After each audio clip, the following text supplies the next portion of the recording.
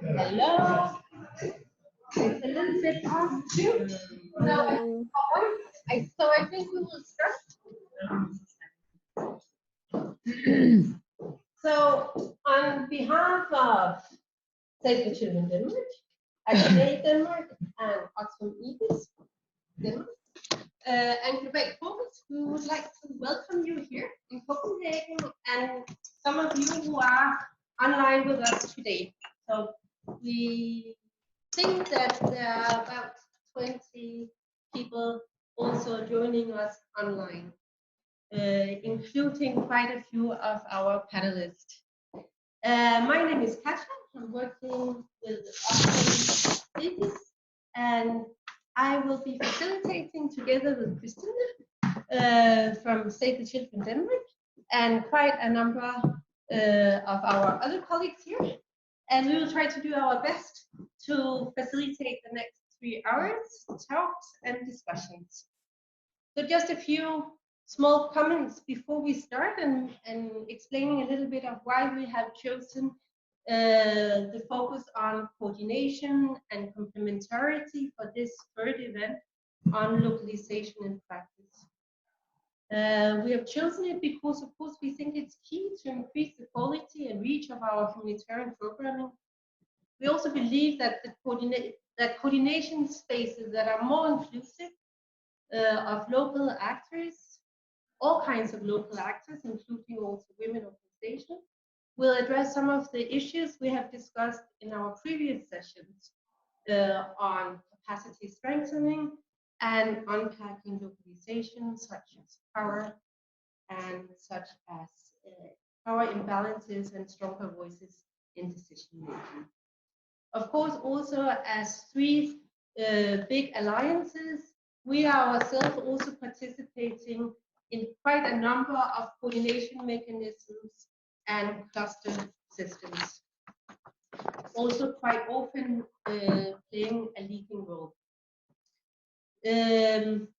We have also, as organizations, not of course the 3 of us, but also many of you, made quite a number of commitments on coordination and complementarities. The Grand Bargain talks about coordinations. We have committed to support national coordination mechanisms, to include local and national responders in international coordination mechanism, etc., etc. Charter for Change focused on the principles of partnerships and equality in decision making. The commitment 6 of the core humanitarian standards also talk about coordination and complementarity. And lately also when we had the compact on refugees, we also very much, all of us, talked about the meaningful participation of refugees. So in other words, it's quite central to our work as organizations. It shouldn't be new to most of us here in the room and online. As these events focus very much not on so much on our commitments and the writing and our discussion, but very much on how it works in practice. We have invited 4 really strong people who do have lots of experience from working in some of the major today's major crises, in Syria, the Syria crisis, in South Sudan, Palestine, the Rohingya refugee crisis, and DRC. They bring different perspectives as NGOs and as local and national organizations and as researchers. Before we invite them to speak here and online, we would like to invite you as our audience, both online and here in the room, to help us try to be a little bit smarter on this another new word, it's not new, but it's complementarity, which as localization, local access, and so many of the other words of the localization agenda has different meaning to different people. So we would ask you to join us on this menti.com. and use the code 10680 and write a few words on what does complementarity mean to you. So we'll just give you a few minutes to do that, and we will hopefully see it nicely fit up here to give us some first thoughts for reflections. Let's see.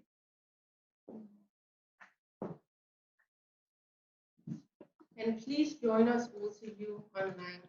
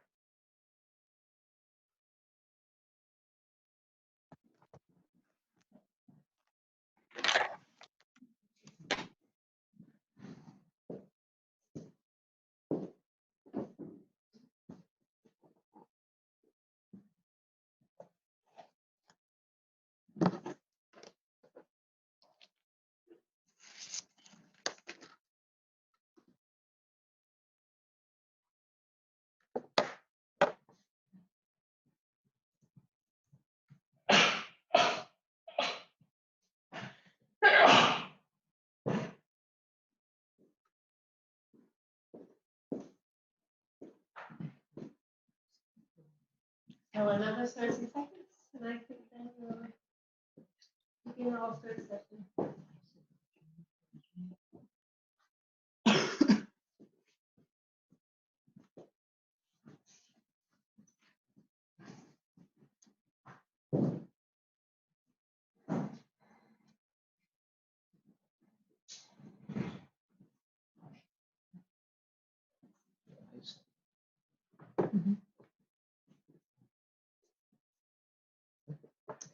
Thank you so much. Let's keep it in mind, all these good words for the presentations and our discussions and questions this afternoon.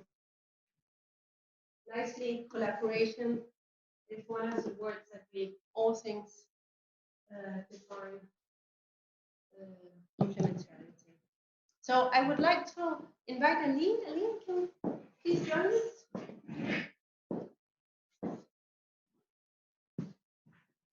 Aline, hi Hassan. And I'm really sorry, there will be quite a number. Please correct me when I pronounce your name incorrectly. Aline is the coordinator of the Women Center of Gaza, working in Bekaa in Lebanon, and you will present yourself. So welcome to you. Aline will, together with Samar, who is joining us online. Samar, are you there? Yes, hi. Hi, everyone.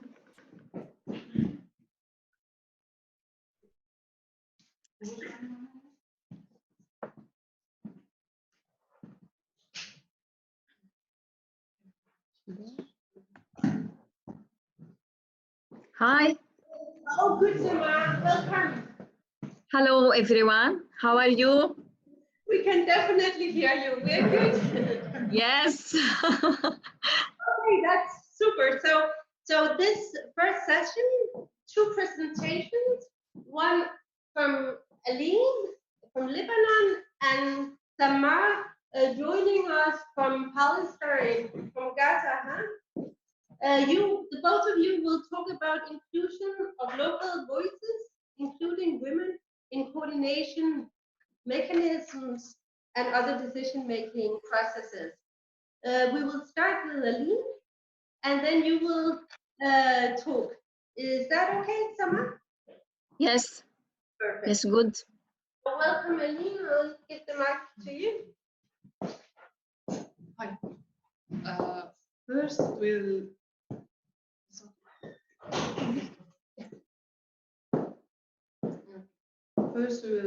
talk a little bit about CAFA, what we are providing in Lebanon, especially in Bekaa. So, CAFA was established in 2005 as a Lebanese feminist and non-profit civil society organization, seeking to create a society that's free of social, economic, and legal patriarchal structure that discriminate against women. CAFA seeks to realize substantive gender equality through the adoption of a combination of different approaches, such as advocacy for law reform and introduction of new laws and policies, influencing public opinion, practice, and mentality, conducting research and training, and empowering women and children victims of violence, and providing them with social, legal, and psychosocial support. CAFA works with all nationality, including Lebanese, Syrian, Palestinian refugees, and migrants of all nationalities. CAFA participate in the working groups SGBV and GBV in Bekaa, subnational, and in Beirut for national. My focus will be on the subnational one in Bekaa. In Bekaa, SGBV working group and GBV working group represent 30 people. UNHCR led and UNICEF co-leader. 20% or less are local organizations. 80% are women participants. No Syrian organization representation because it's not legal. Monthly meeting for each group, and it's a sector focused group. What's going well? Information sharing to eliminate the service duplication and to update the organization database as new staff, phone numbers, or emails, and area of intervention for each organization. From a feminist perspective, the strong participation of women in the working group, and the women are in a decision-making positions. Main challenges, since we are working with Syrian refugees, local and international organizations, we have to include them as committees in the working groups to put their view and their priority in planning system. And that's not applicable in all working groups because building a committee from the Syrian refugees in Lebanon is illegal. Local organizations are not a part of the decision-making process to prioritize and plan the working groups. Working groups are facilitated and led by international organizations, and not all local actors are invited. The working groups are mainly taking information for proposals, reports, and fundraising, and sharing experience to plan accordingly. The service mapping prepared by the international organization include all the NGOs, but not all the local ones are included, mainly because there are small ones and they are not attending the working group because lack of knowledge, so UNHCR are not aware of their presence. The working groups are divided into sectors and they are not providing a full picture of all situations.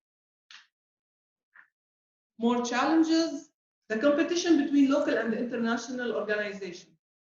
Competition is causing lack of transparency, a main reason and a result for the competition. Lack of networking between social actors, target-oriented, conflicts and tension in the local context, hidden messages, and the power dynamic. Competition between NGOs, local and international, is not only affecting the efficiency of humanitarian interventions, but it's also decreasing the impact of those interventions and in many occasions, causing tension and conflict in the local context. Taking into consideration the attraction and international organization for specialists and their intensement with high salaries, those specialists are not satisfied with less salaries provided by local organizations when they will move or change their work. A successful feminist experience. The Revolution 17th in Lebanon. The working groups didn't mention the revolution, or even the international organization didn't change their plans. They asked their staff to come back to their offices and continue their work. But since we are local actors, we planned accordingly and we implement our work in the revolution. As a feminist organization and part of the feminist Lebanese movement, our role is to integrate the issues of women and gender, endorsing laws for equality and protection of women. Despite the women's suffering in the local history, the October 17 revolution in Lebanon raised women's voice loudly to demand their rights related to access to safe spaces and personal states law, bypassing social and religions constraints, requesting support and information about their rights. Localization and gender, more recommendation. Links between the different sectors in working group and mainly participation and gender equitable outcomes of humanitarian response plan should be part of all working groups, including protection and prevention response to gender-based violence. Enhanced visibility and influence of local organization is setting priority.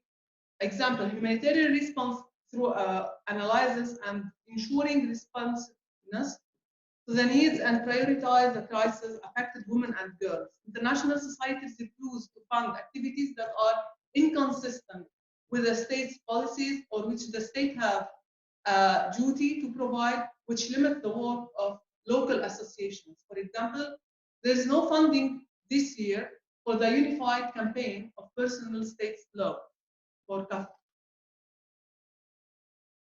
Our recommendation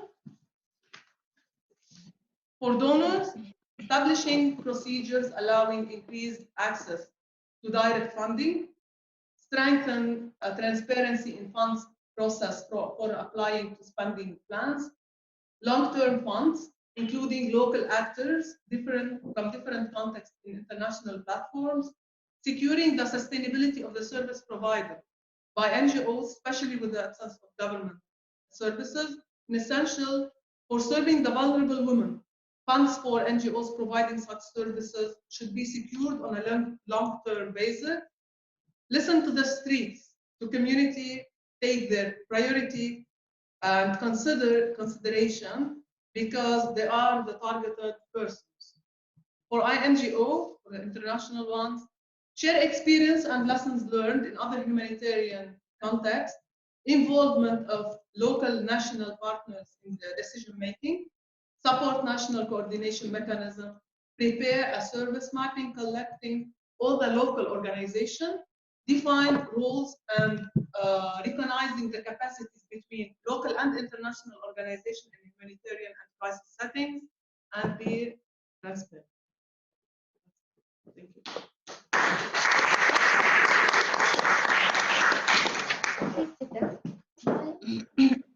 Or staying where you want to. So thank you so much, Celine, for sharing this about how a working communication space looks like in Gaza and in Lebanon in particular, and also some of the many challenges you see from the perspective of a local organization. And that working is not the only space you participate and try to coordinate and think it's meaningful to participate in. So, hello, Sama. Hello. Very nice to see you. Nice to meet you all. We see you well. Sama, Kasab, you are working with Action Aid in Palestine. Yeah. And you are the program coordinator and have been actively involved in these discussion about coordination mechanism and working also with some local organizations and local partners groups in how to increase their participation in some of these spaces. So over to you. Okay, thank you. My name is Samah Kassab. I am from Gaza Strip, Palestine. Our humanitarian program donated from the NIDA. The program is the Rights and Resilience Program. We're conducting it in the south area of Gaza Strip. The program has three components: the protection and resilience and accountability and localization. Okay, we targeting the GBV women in the restricted areas in the south area of Gaza Strip through three local partners: WIFAQ, MAN, and PINGO. PINGO is an umbrella for 67 NGOs in Gaza Strip. MAN conducting the socio-economic empowerment projects as a small-scale projects for women, and WIFAQ who provided the psychological support for the GBV women, legal counseling and referral services, etc. Under this program, we have the women-led protection committees and the preparedness and response committees. Before I will sharing the screen and the presentation for you, I would like to inform and confirm that Gaza Strip and Palestine suffering since a long time from the occupation, as you know. In particular, Gaza Strip have other effects, negative effects. We are in the blockade from 13 years ago. We haven't the right of to access or to travel. Also, we have internal Palestinian division between the West Bank and Gaza Strip. So the situation, the humanitarian situation, coming more and more deteriorated. Sorry. So this affected the youth and the women in Gaza Strip. The youth, we have a high level of unemployment in Gaza Strip. The women in Gaza Strip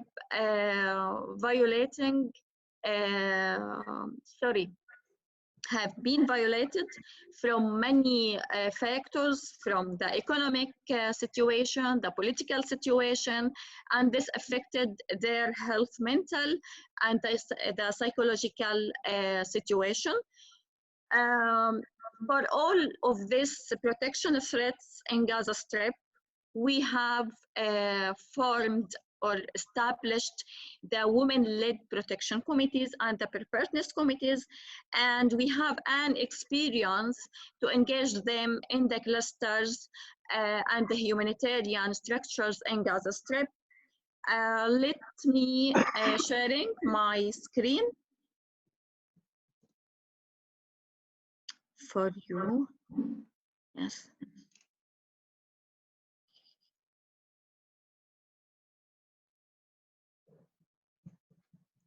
Okay.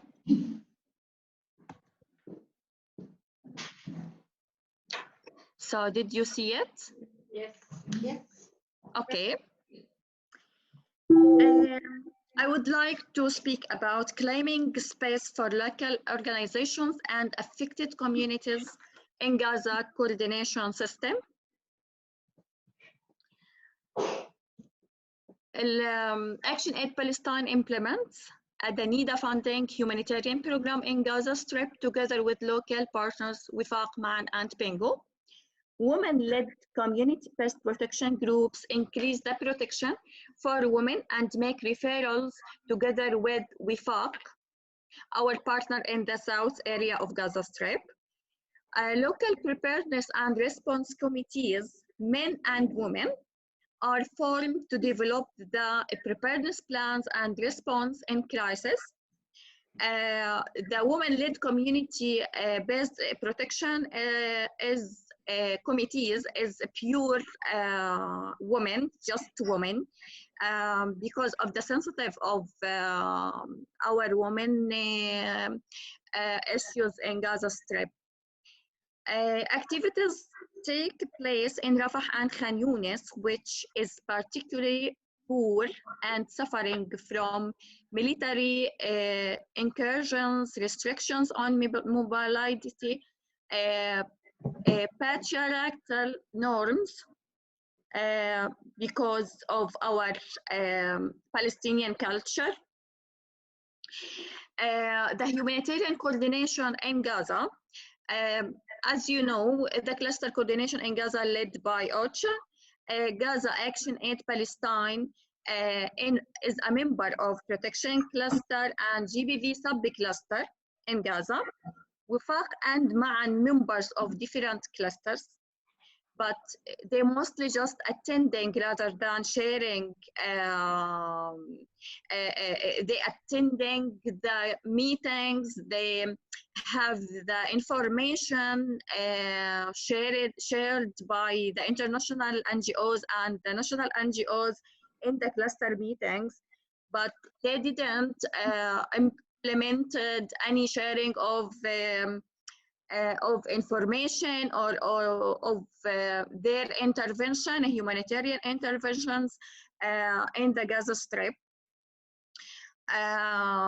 Pingo have a good rule in the clusters. If we say about the protection cluster, IDA, and the GBV cluster, Bingo, because they are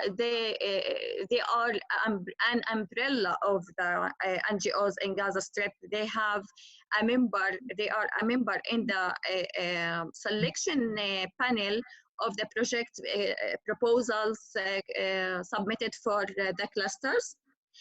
The cluster system doesn't allow non-members to be present at meetings, so no voices of affected community hear directly. The members of the clusters are just for NGOs, local NGOs, national NGOs, and international NGOs. But not communities or individual or groups, youth or women groups.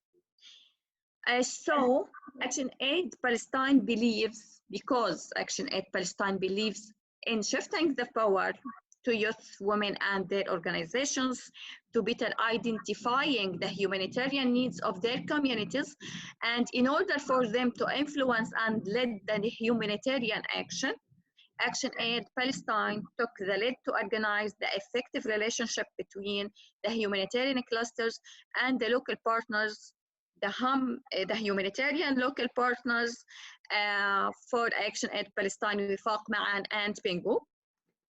At the first, Action Aid told that non-members cannot attend cluster meetings.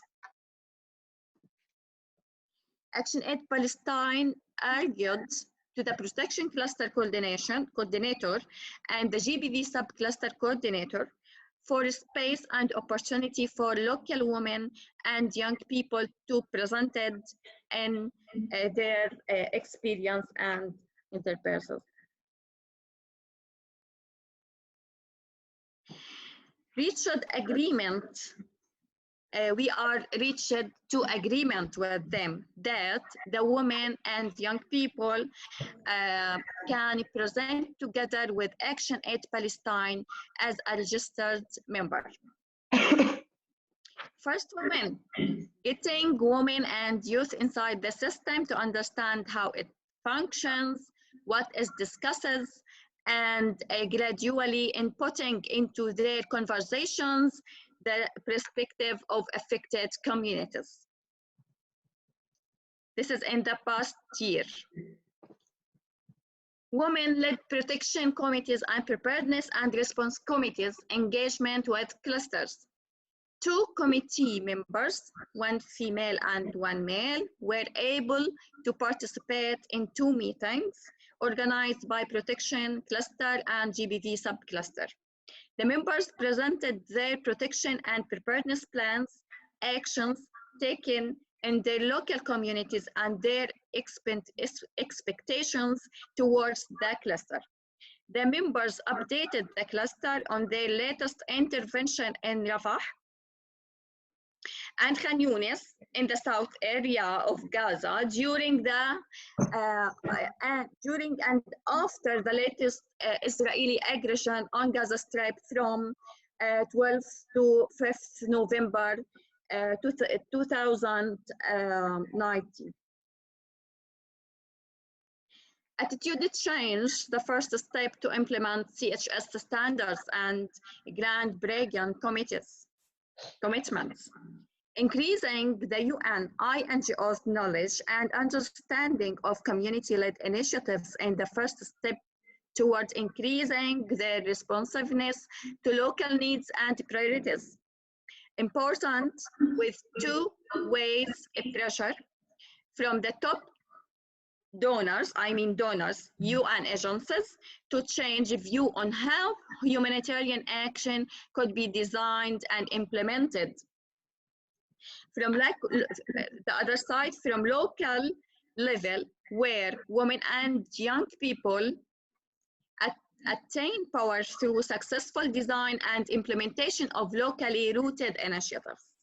It makes everyone live better up to the core humanitarian standards, the CHS and Grand Bregan commitments to localization and participation. And thank you for your hearing. This is our experience. Thank you, Sama. Thank you very much. Thank you. So please stay up there. We can see you fine. We can hear you good. Thank you very much for sharing your experiences and the difficult situation in Palestine and Gaza in particular. Again, as we also heard from Aline, the whole issue of who are members of these coordination meetings and who are not, and also ways of trying then to increase the space and actually include affected populations also as part of clusters or other kinds of coordination mechanisms. I think we should look much more into that later on, but now we are moving. You stay here. Aline is also sitting on the table, so we will invite then Kemal to join us with his coffee or a glass of water. So now we are going into the second session, actually trying to dive into the cluster system as such. Kemal, you come with a lot of experience. You are, now I'm looking at my paper, you are the Global Education Cluster. Previously, you have been working as an education cluster coordinator for Northwest Syria, based in Turkey. Kemal Alp-Taylan is also, so you are also part of kind of the Save the Children movement, Alliance. So Kemal will, together with Isaac, are you online? We hope Isaac is online.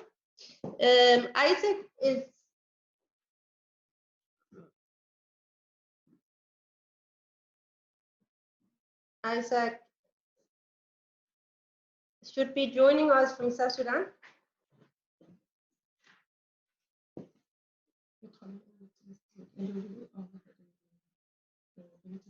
All right, so we will start with this presentation. Isaac and Kemal, fortunately, you know each other very well.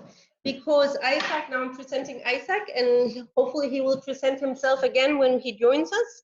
He's the education coordinator of the national organization, Nile Hope. And Nile Hope, I know, is also a partner of several of us here in this room. And Nile Hope also participated, will you, Kamal, know, in the recent discussions on the education cluster and the role of local responders. So over to you, Kamal, and then we hope that Isaac will join us shortly. Here you go. Hi everyone, welcome, and to also people who join us online, welcome. So my title is actually missing, it's my mistake, but I'm working as a localization specialist with the Global Education Cluster. And within the Global Education Cluster, we have a team called Rapid Response Team, and I'm part of that team, which means that we are deployable to countries which have cluster mechanisms. In my current role, I will just shortly talk about it, and then I will go into my experience and learnings from Gaziantep, which is responding for Northwest Syria. And I've been told that I have 12 minutes exactly, so I'll try to be careful about time.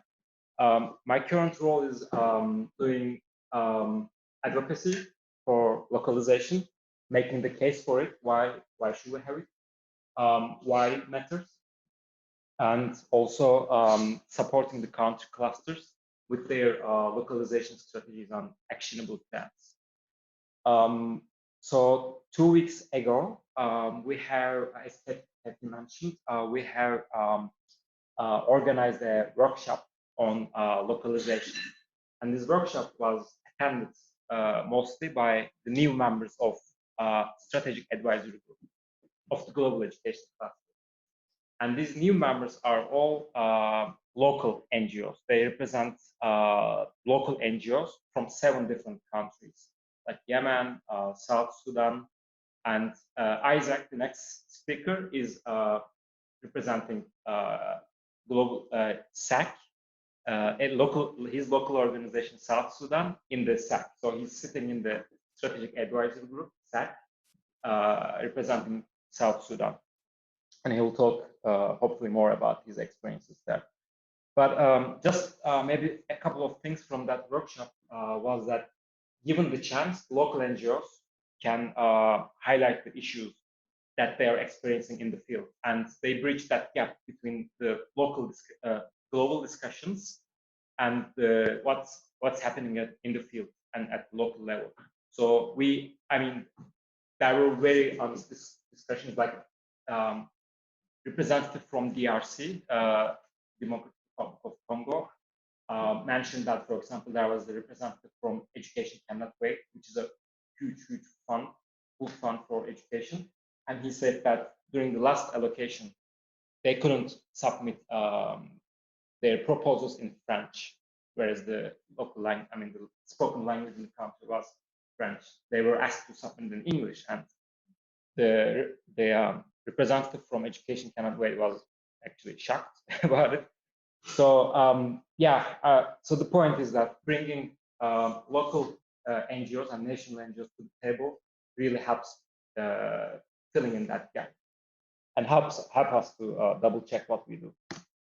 So I will briefly share my experiences from southern Turkey. We call it southern Turkey because it's based in southern Turkey, in the province in Turkey called Gaziantep.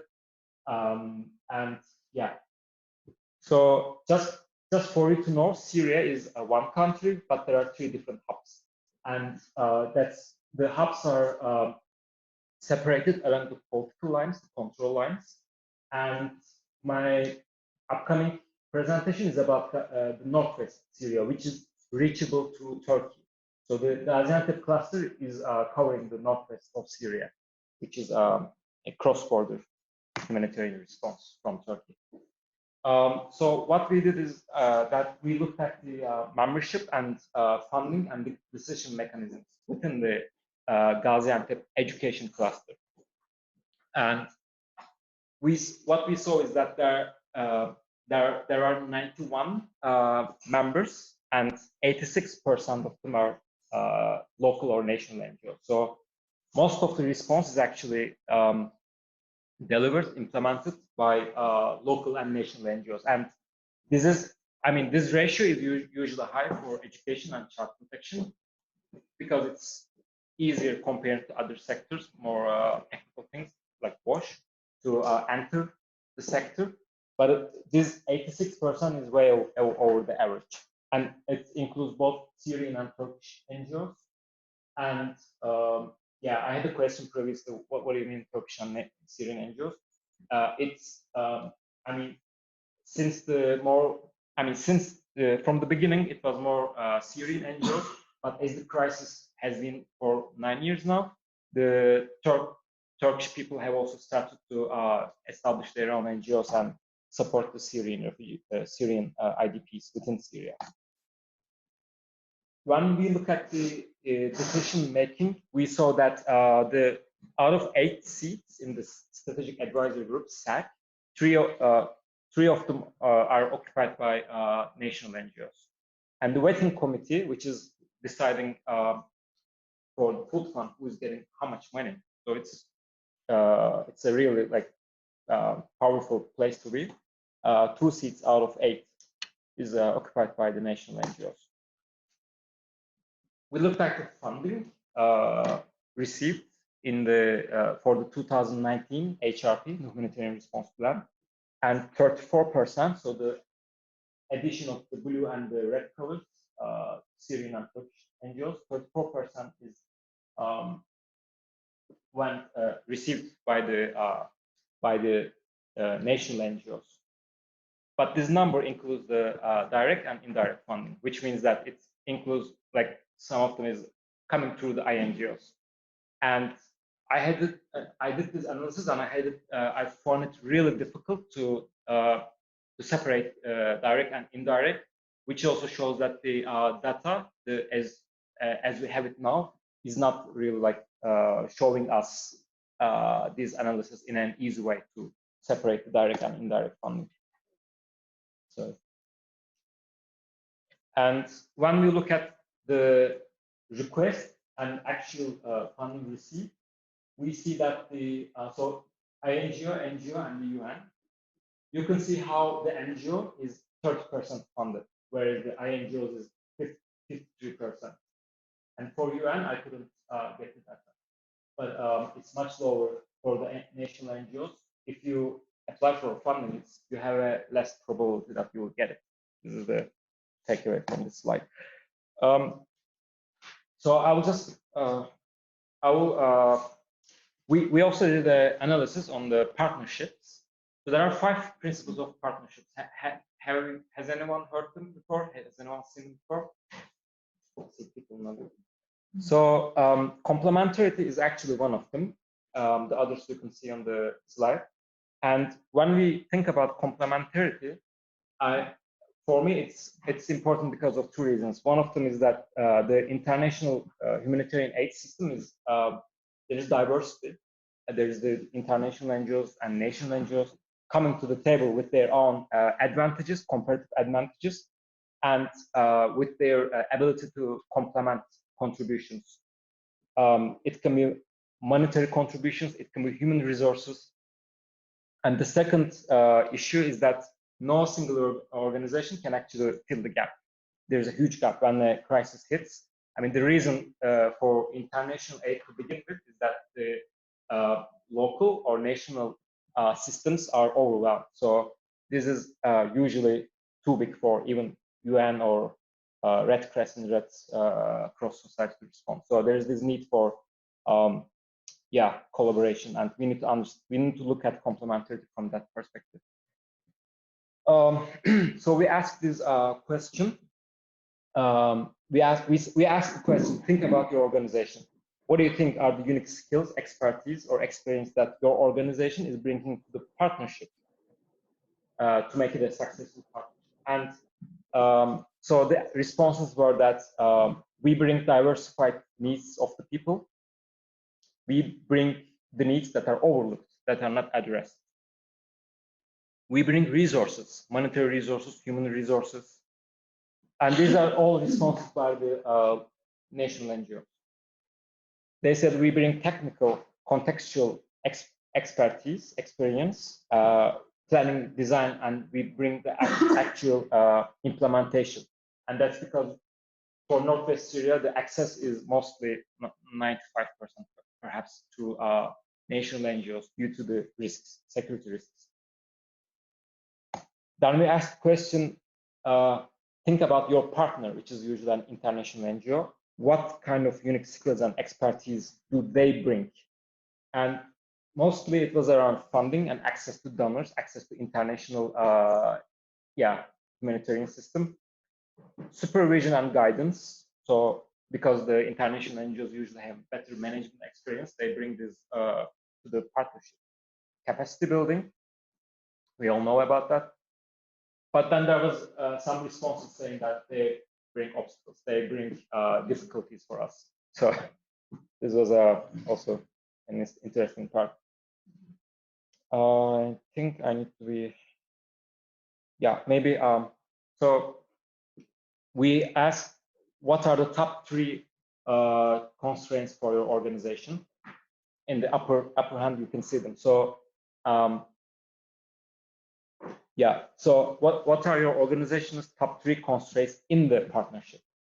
And the response was, when there's because it's an emergency context, and actually Northwest Syria is an active war zone, you may hear it from the news, and the context changes a lot, but the flexibility is not there. It was their response. One area that's reachable when you write the project and proposal is not reachable when you start implementing it. It's being bumped. So that flexibility to change locations or to act quickly is not there. This was one constraint. Another was around lack of discussions when at the project design stage. So international NGOs or the donors or the system is deciding and then telling them to do it. And the last one is constraints related to funding, especially timing of funding with the limited timelines. Then the part on the down is asking the question, what do you think the challenges are for your partner, which is INGO partner? And the first one is very interesting. They say, we do not know, which is actually a proof that there's lack of discussion. So there is this reporting, like the INGO is receiving the funding and they report about their activities, but it's usually one-way reporting. There is no reporting coming from the other way. So the second one is requirements by the donors and their restrictions by governmental bodies. So this is also related to the contextual difficulties, especially with the fear from the donor side regarding the aid diversion, like money going to the terrorist organizations and these kind of things. So really like the restrictions on that, and also by the governmental bodies getting the permission to implement in a location. And the third one is unsustainability. So when a fund ends, it ends. You cannot continue the school. For the next academic year, you have to start over again. And usually the funding comes in the winter. So school starts in September, but the money comes in much later. So you cannot have that sustainability there. I have a lot to talk about, but I think I need to. Do I have time or should I? No. Okay. So we asked these 5 questions. We asked them also about the cluster coordination, not just the partnership in between INGOs, but overall how the cluster is managed. Okay. And so we asked the first one is, are different members' capacities taken into account when developing the cluster's response and plans? The response, the one you see in blue color is I strongly agree, and then the red one is I agree somewhat, and then the green one is I don't agree at all. So you can see it's 28%, the blue strongly agreeing part. But when we ask, do you think the INGOs and national NGOs have different roles in the HRP, referring to the diversity and complementarity, it jumps up to 61% from 28. So people are aware that they have different comparative advantages, but they cannot reflect in the response plan. So in the cluster, it doesn't. Their comparative advantage or capacities are not reflected in the plan. I think that's a good way to read that. And the second slide I want to show is we asked 2 more questions, and one of them is, can local NGOs contribute their own perspectives as much as the UN and INGOs? Only half of them was in agreement that yes, we do, and the other half was like somewhat and not at all.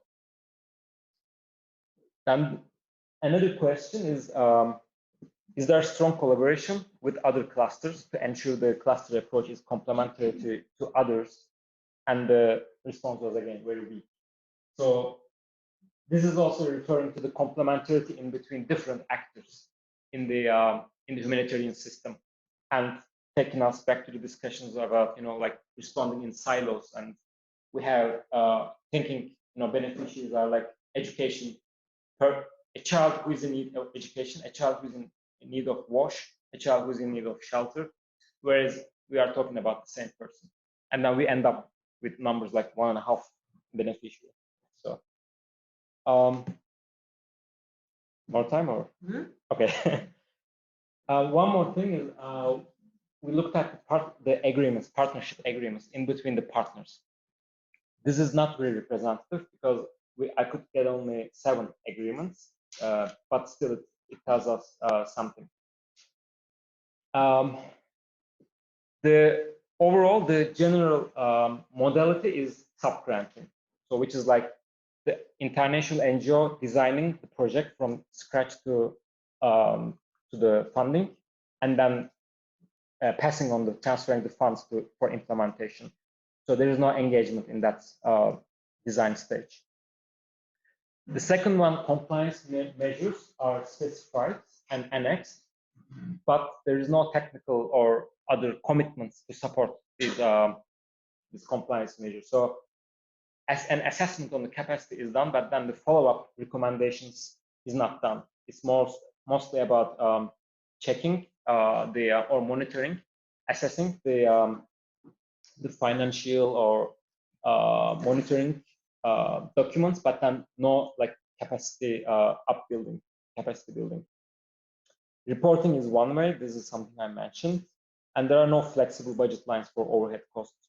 This is also I mean, if you think about a local NGO with like 20, 30, 40 staff, having that flexible budget to cover their needs when I don't know, like a laptop falls or a window breaks, they need to have that flexibility. Or when a car is broken, they need to have some money in that to cover that not overseen, not forecasted costs. So this is actually something that most of the international NGOs can have, but locals cannot have. I don't know the rationale behind that.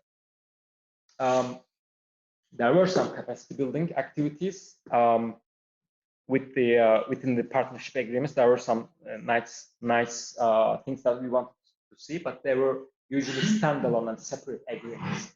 So we have standalone agreements which support the capacity building activities, but usually they are time bounded, so they are not like strategical long-term partnership agreements. They are very small in terms of the budget, like $7,000 to $10,000. They have very specific targets, and when they finish, they finish. There's no like long-term strategic thinking about it. The last thing I will mention is I don't know how many have you ever seen this before, the humanitarian program cycle. So it's basically a model that I like because it shows it depicts the humanitarian response in one picture, starting from the needs assessment, strategic planning, then the resource mobilization, the funding issues and everything, then actually implementation monitoring, and evaluation and peer review. And here, I think it's a good model to think about and understand how complementarity from how comparative advantage of different organizations can fit in within this response plan. Because, I mean, for example, how can local NGOs engage meaningfully in the first needs assessment and analysis stage? Not just getting in the field and collecting information, but how can we also get them on board when we are writing the analysis of the response plan? How can we engage them more in the strategic planning for the cluster?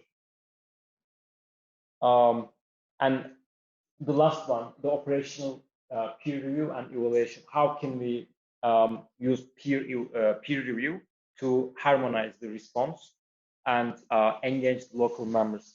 So this is something that's also for us to, as humanitarian actors, to think more about. So yeah, this is all I will talk about. Thank you for listening.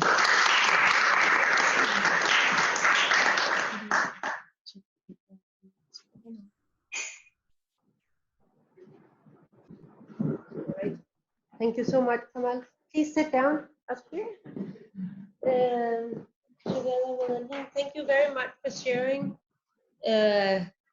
another complex response.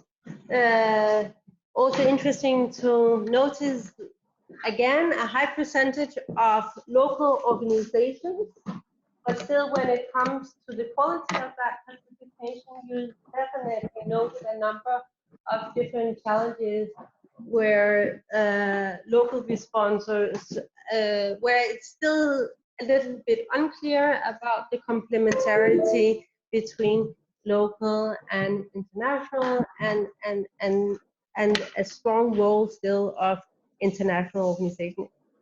Also noting that you are talking in a context with limited access for international organizations. Isaac, welcome. Thank you very much. How are you? We are very happy to see you here. Thank you so much. And I hope, I don't know when you joined us, but I hope you were able to listen to some of Kamal's presentation.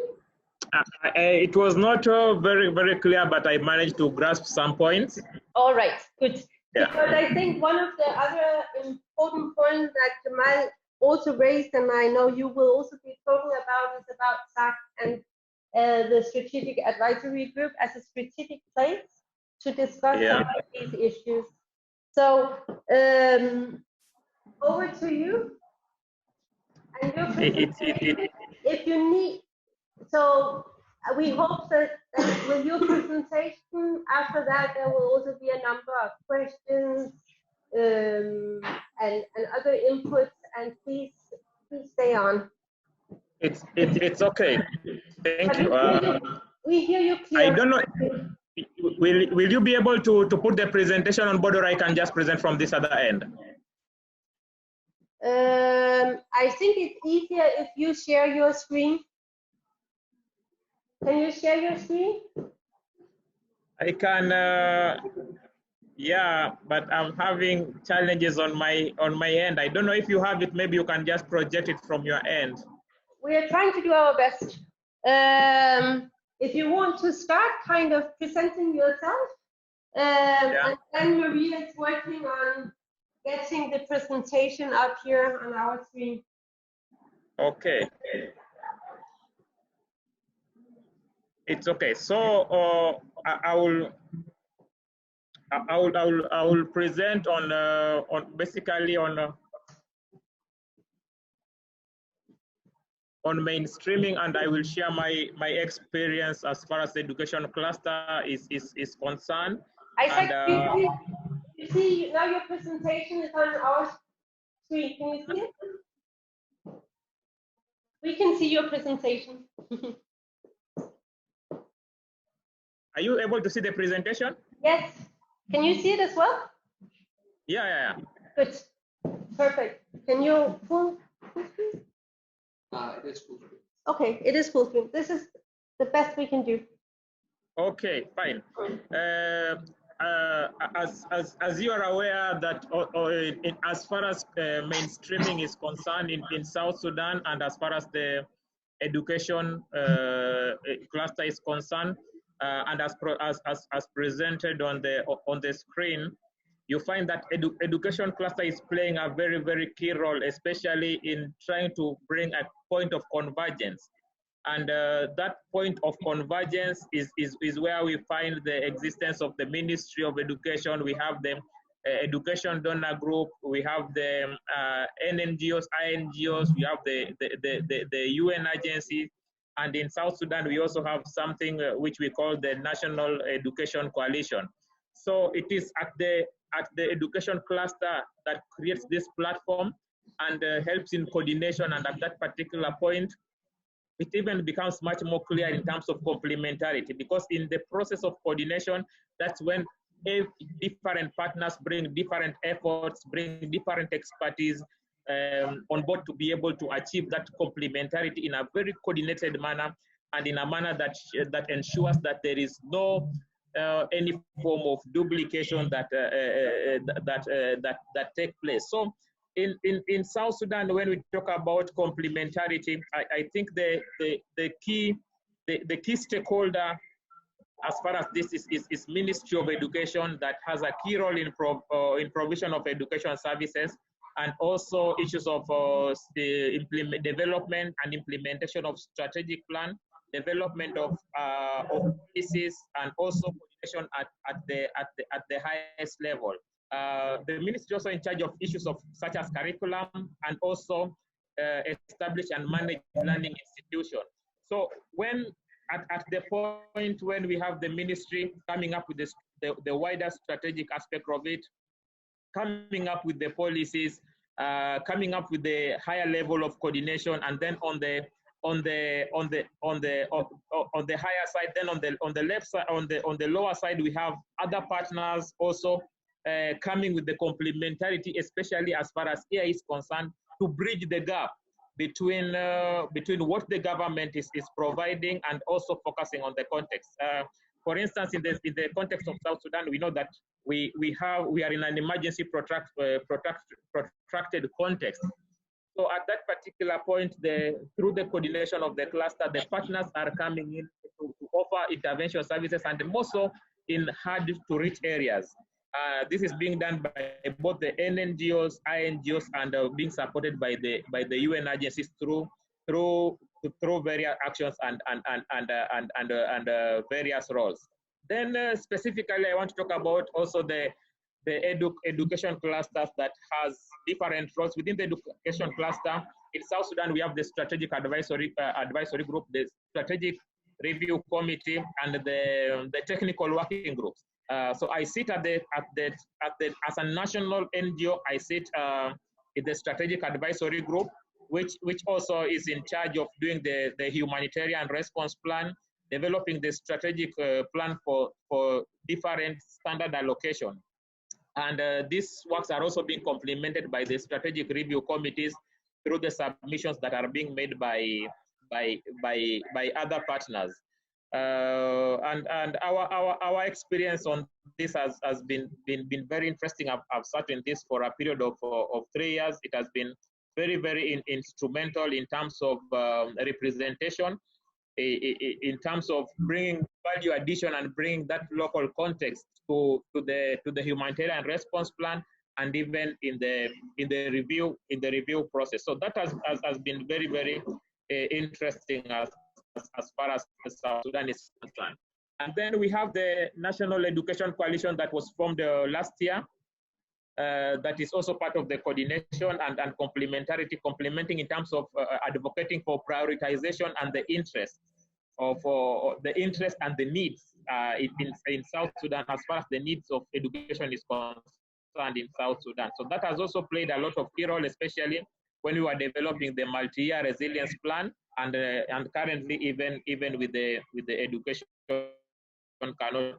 So it has been very, very, very important. And lastly, you believe the education, the EDOG, which is also part of the cluster, that has the roles of financing, both EI, recovery and developmental initiative, and also in terms of coordinating funding to avoid duplication in conjunction with the Ministry of Education. So this has been very, very important also in South Sudan, how the EDOG is coordinating, but the EDOG is coordinating within the platform of the cluster. So they also find their convergence there through the cluster coordinators and also the Ministry of Education, who are also part of the cluster. So at that particular point, we have a lot of complementarity, and cluster therefore becomes a key role in coordinating the EDOG, coordinating the partners, UN agencies, coordinating the National Education Coalition, and also the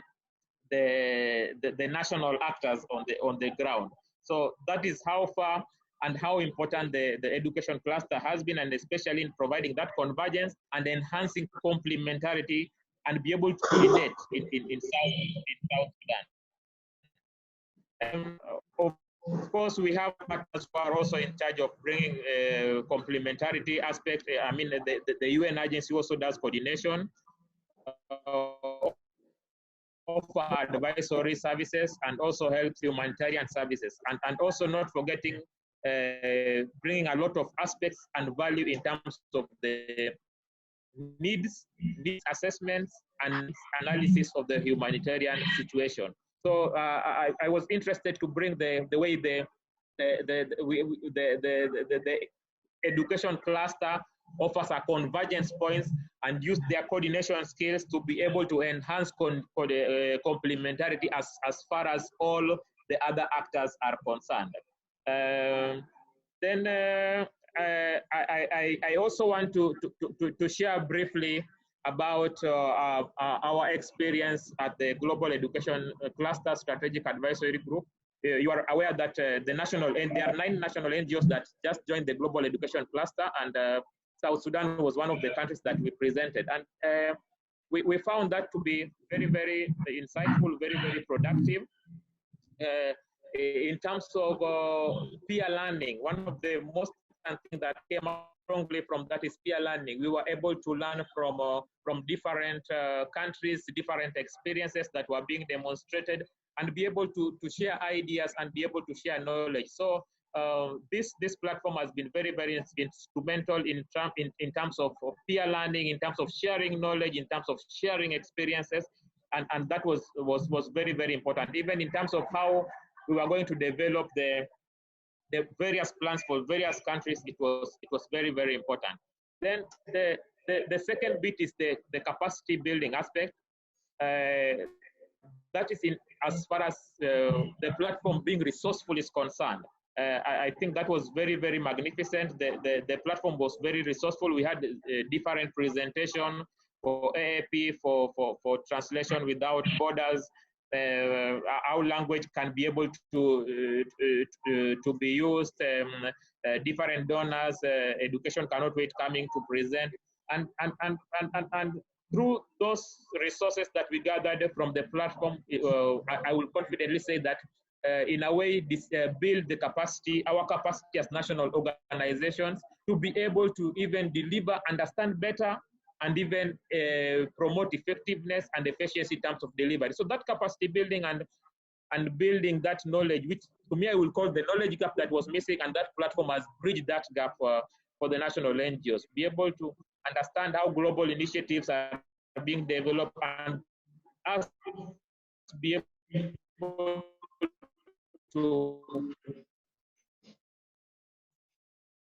come in and give our voices, to advocate for certain issues that we feel that should be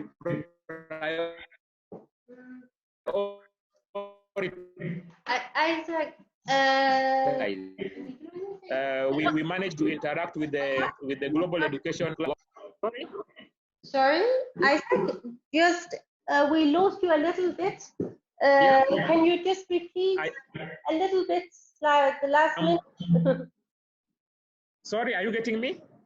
Yeah, we lost you a little bit. The connection went wrong. So I think you're back. So just repeat a little bit. Okay.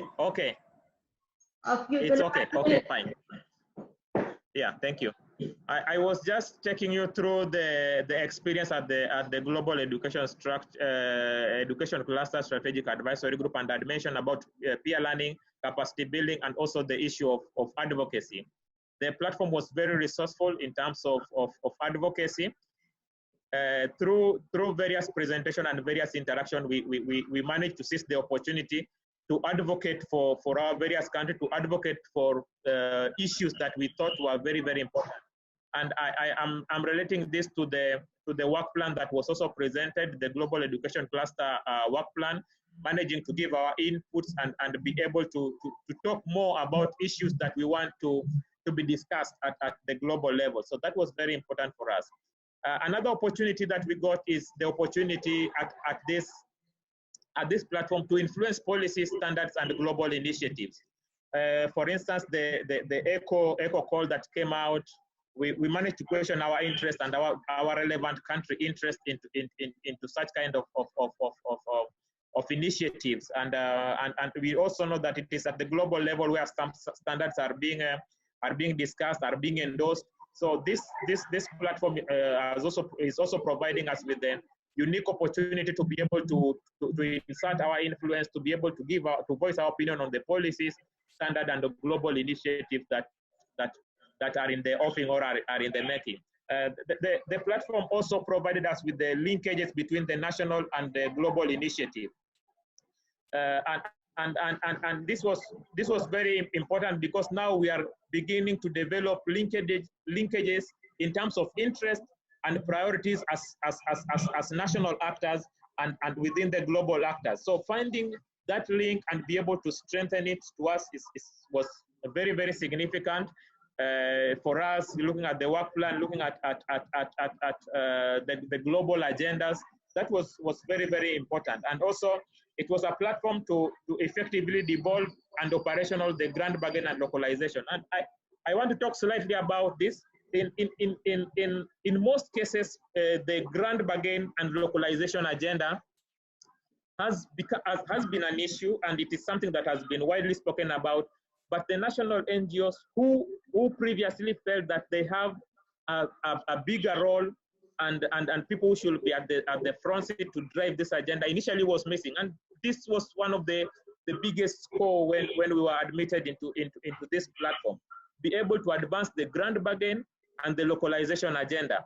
I'm very delighted that from that experience in South Sudan, we have managed to develop a work plan, a 2020 work plan of grand bargain and localization agenda initiatives and activities that we are going to implement. So this is to me, in fact, this is the biggest gain from the Global Education Cluster Strategic Advisory Group, the workshop that was conducted in Geneva.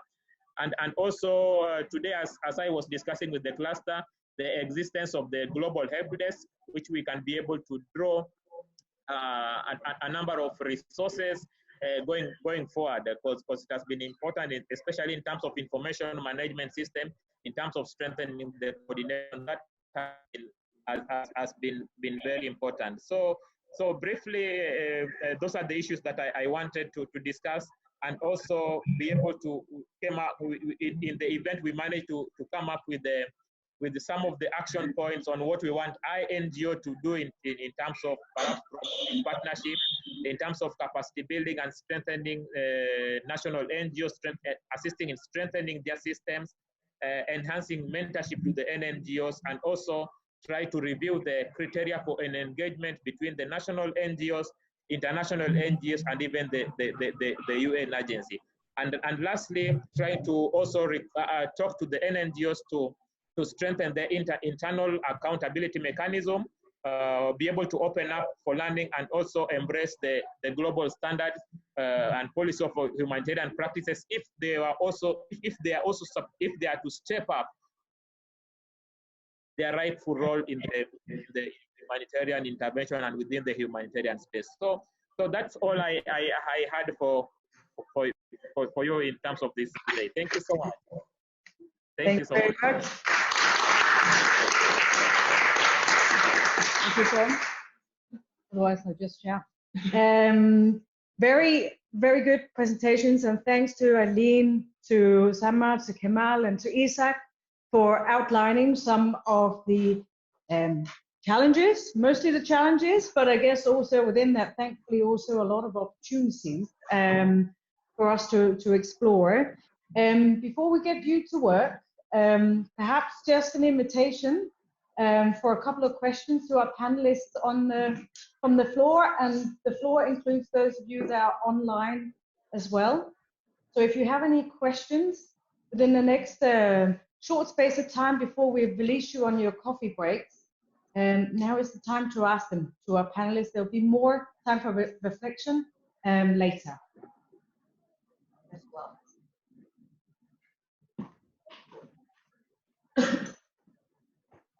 Hello, my name is Laura Church in Copenhagen. I have a question to Isaac in South Sudan. You just mentioned that you have developed a work plan under the Grand Bargain Localization work stream. Is that correct? That is, I didn't get it quite right, maybe, but I would like to learn a little bit more about that work plan and who you involved in the work plan and how you envisage that work plan could influence the Grand Bargain annual meeting. Over.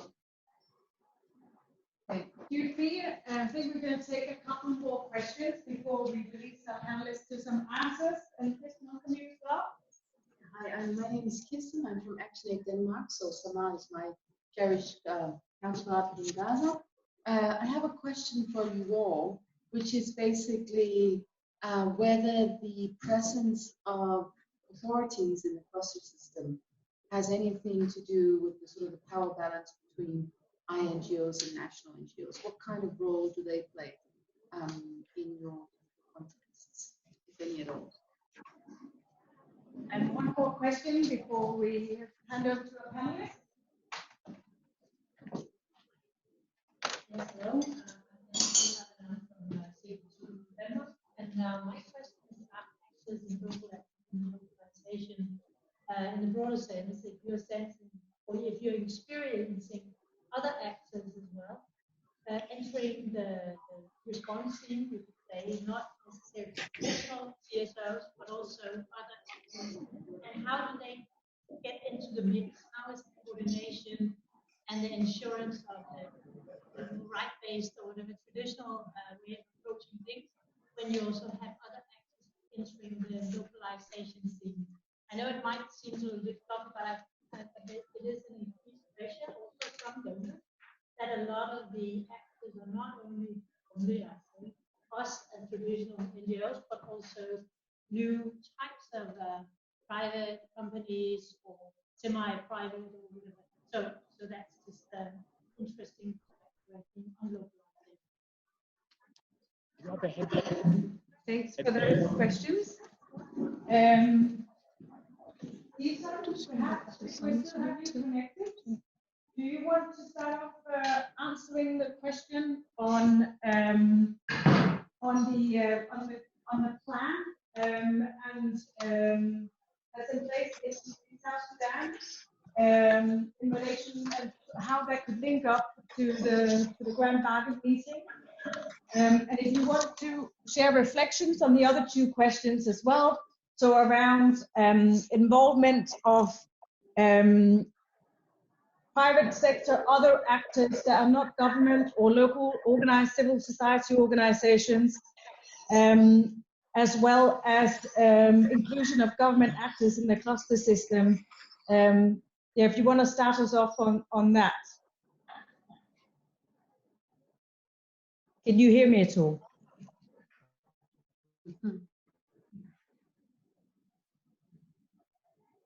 Otherwise, do you want to start in the room first? Sure. Come on. Do you want to start off? Yeah. So thank you for the questions. Maybe I'll take the national actors, the national authorities question first. I think so the cluster system is supposed not to be forever. So it's supposed to be building on the local capacities. It's supposed to be building on the local government.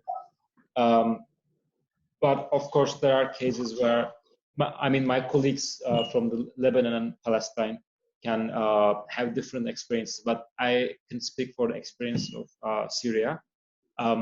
For the Northwest Syria, it was a challenge because the authority was not recognized internationally. It was a interim, it's called the so-called interim government, but it was recognized, I think, only by Turkey. So there we didn't include them in the cluster system. We didn't, but we coordinated with them because they were giving the authority to access. They were approving many things that make life easier for us, for the humanitarian actors, and they were very cooperative. But having them in the cluster meeting would jeopardize many humanitarian principles. So we didn't do that for Northwest Syria.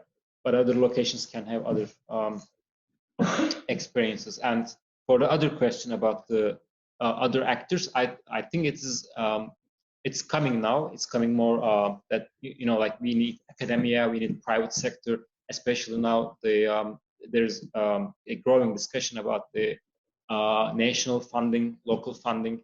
So how can we use the private sector to mobilize resources, and how can we engage them? How can we engage the groups that represent the under or minority groups, underrepresented groups? So we have some space to progress there. I think it's not and I mean, discussing about the complementarity, then you have to think about these groups as well. So I think they are underrepresented at the moment, and they definitely have a space to be in the cluster system. I will first about the government in Lebanon. To be honest, so the government is not providing any service related to GBB or SGBB services. That's why we are working as CAFA in Bekaa, in North Central and West Bekaa. It's a big area to cover, but CAFA also is working to give trainings for ISF, for some persons in the government, to work with women with violence, family violence, and with children who are in family violence. But otherwise, there's no services provided from the government to those persons. And about the other actors, it's just a coordination between local organization. Yeah, not all the local organization, because as I mentioned before, not all the local organizations are present in the working groups, leader by UNHCR. So if we know any other organization, any other local one working in the same area, so we need to coordinate between us for not duplication the service, or if something is not provided, we can help. That's it. Thanks very much. And now to our colleagues online. Issa, do you want to start us off if we still can hear you? On some of the questions, Maria has first, and then Sama, we'll take some reflections from you after. Hi. Issa? Hello, Yeah, okay. Go ahead. Sorry, I just wanted to elaborate on the. I've been asked to elaborate on the work plan I mentioned in relation to globalization. Localization and grand bargain. So from the Geneva meeting, we came up with about 5 activities, which we are going to be endorsed probably by next week at the strategic advisory group. It is under review. And the first activities was to be able to conduct a training on the principles of partnership. And the reason why we think that the principles of partnership as far as localization and grand bargain is concerned, and I will talk about this in reference to the multi-year resilience plan that has just been launched in South Sudan. is because the current approach that is taking place in South Sudan is that most of the funding are encouraging partnership, the consortium approach, the multi-sectoral approach. And so looking at especially the pool fund, the SSSGF fund for South Sudan, and the Education Multi-Year Resilience Plan funding for South Sudan, and the level of partnership that is currently taking, the principle of partnership is something that is going to be very, very key in terms of driving those partnerships going forward, understanding the mutual respect. If national NGOs are entering into this partnership, how will they understand the aspects of mutual respect? How do they go about this partnership so that it is a partnership that enhances efficiency in terms of delivery? And then we have a second aspect of conducting an assessment, conducting an institutional capacity assessment for the national NGOs. And this is going to be very, very important for us to understand, be able to understand the weaknesses and be able to come up with the measures which will follow up after the institutional capacity assessment. Then we will follow up with the third activity, which will be a number of workshops on system strengthening. So we'll be able to pick up from the results that we'll be learning from the assessment and be able to develop a number of platforms, workshops, training, whereby we'll be expecting NGOs, UN agencies to be able to present the best models. And these models we can be able to elicit discussion among the national partners on how they can adopt or how it can guide their operations in terms of strengthening their systems. And then the fourth activity that is going to be very interesting is to work in collaboration with the global education cluster, Kemal specifically, and also NIA. NIA currently is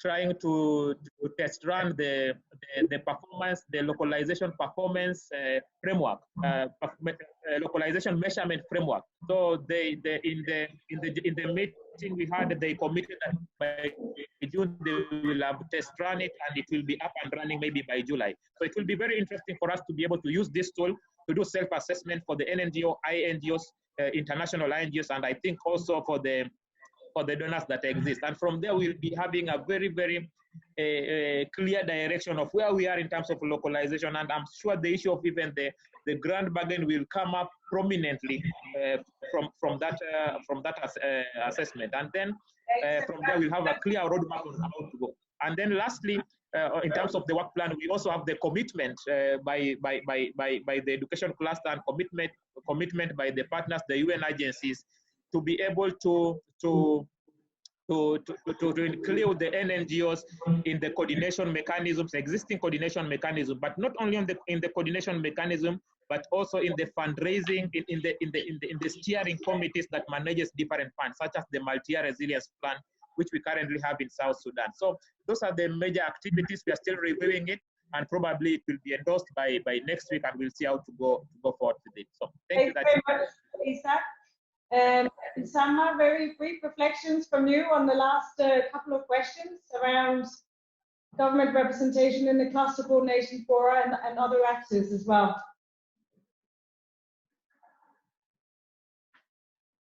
Please again, please.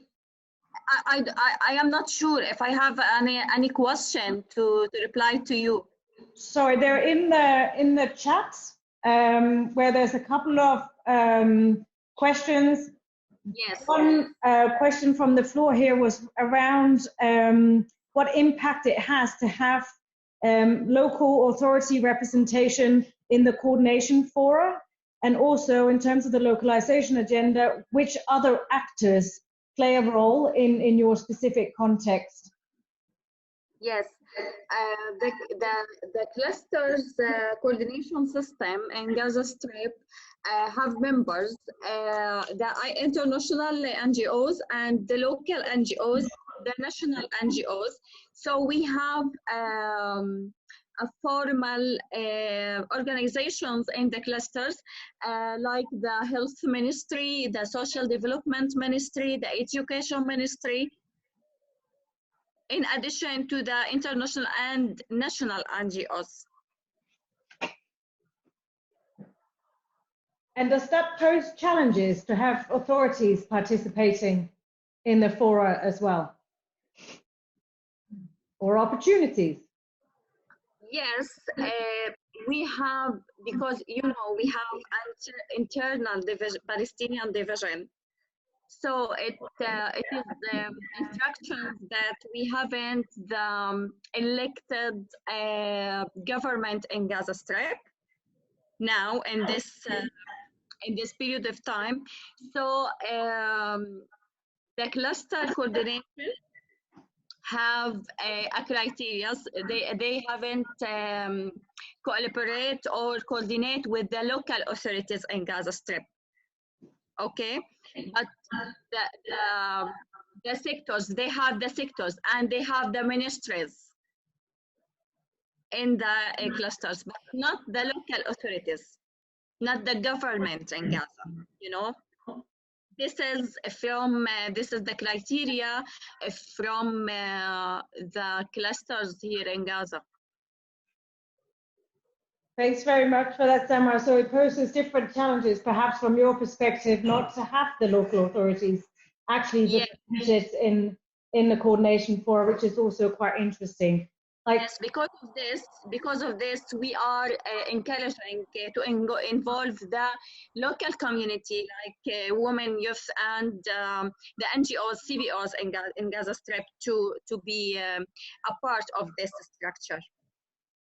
Thanks very much, Samar. And thanks very much to our panelists so far. Now it's over to our participants, to you guys, to get up, have a cup of coffee. But of course, that cup of coffee doesn't come free. And online, we hope you'll participate in this as well. We've had a couple of presentations. They've raised some challenges, they've raised some opportunities. How do they resonate with you and your experience in coordination and complementarity? This will be your moment to prepare some excellent questions for the plenary discussion that we're going to have later.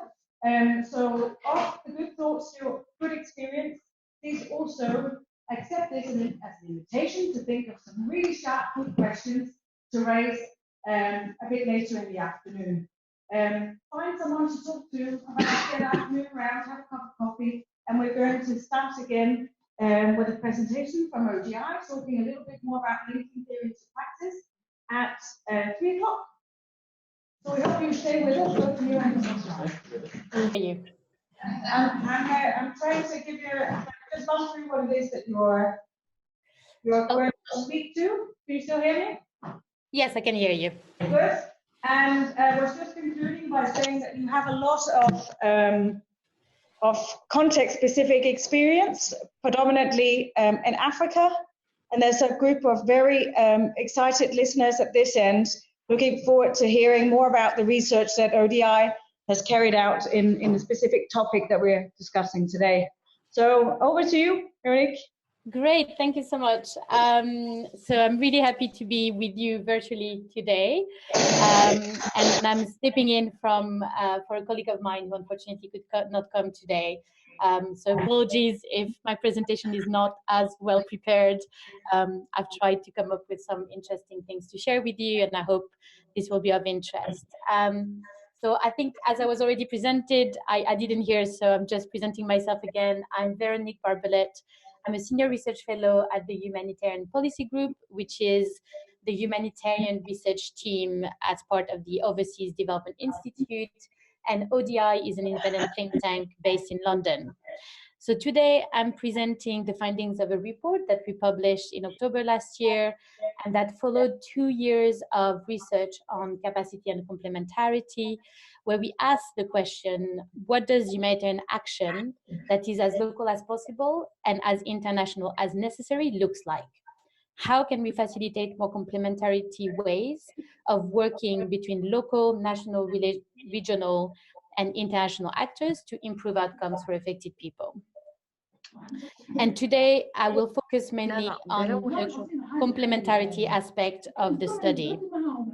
So if you could take away 4 key points from this presentation, these would be that complementarity is not always valued, and this is a major obstacle to more complementary ways of working between local and international actors. And actually in our research, we found very little instances where complementarity was achieved either because humanitarian action was mainly as international as possible and only local when necessary, or because humanitarian action was local and only local. The second point I'd like you to take with you is that complementarity cannot be achieved if the capacity of all actors is not harnessed, which requires two things: for capacity to be redefined in humanitarian action, and for capacity to be assessed or mapped differently. In other ways, you cannot have complementarity in humanitarian action or have humanitarian action that is as local as possible if you do not understand what is possible in terms of local humanitarian action. The third point I'd like you to take with you is that complementarity can be greatly facilitated by partnerships between local and international actors. It can be facilitated through formal coordination systems, but current practices need to change to allow that. And then finally, the fourth point is that every actor has something to do, a role to play to improve complementarity. So if I go back to my first point, the fact that complementarity is not always valued and that this is a major obstacle to have more complementary humanitarian action. And as mentioned, because we didn't find those instances where we had a lot of complementarity and trying to drive learning from complementary ways of working. So complementarity is not always valued. So for example, in the Democratic Republic of Congo, where we did this research, we found that many, and of course not all, international actors did not see the value of working with or in complementarity with local actors, mainly because international actors felt that local actors had little to offer to them and felt generally that local actors lack capacity, while international actors tended to have an inflated evaluation of their own capacity. On the other hand, in Bangladesh, where we also carried out the study, we found the reverse, that what we would term a strong localization activism has meant that for many local actors, and again, not all local actors, international actors had nothing to bring to the response and instead should be sidelined in favor of an only local response. And both of those cases are problematic. They're problematic because it means that potentially there are necessary capacities, there are contributions that are not being harnessed to ensure the best humanitarian outcome for affected people. And again, the fact that this complementarity is not valued is one of the reasons why complementarity between local and international actors is not sought after. And driving these attitudes are the fact that there's a very narrow definition of what capacities are needed in humanitarian response, and often an understanding of capacity towards a more technical or bureaucratic sense of capacity over contextual and operational capacities. There's a narrow definition of who is a legitimate actor in humanitarian response, and that goes, where humanitarian actors tend to be seen as legitimate versus maybe local development actors or local human rights groups.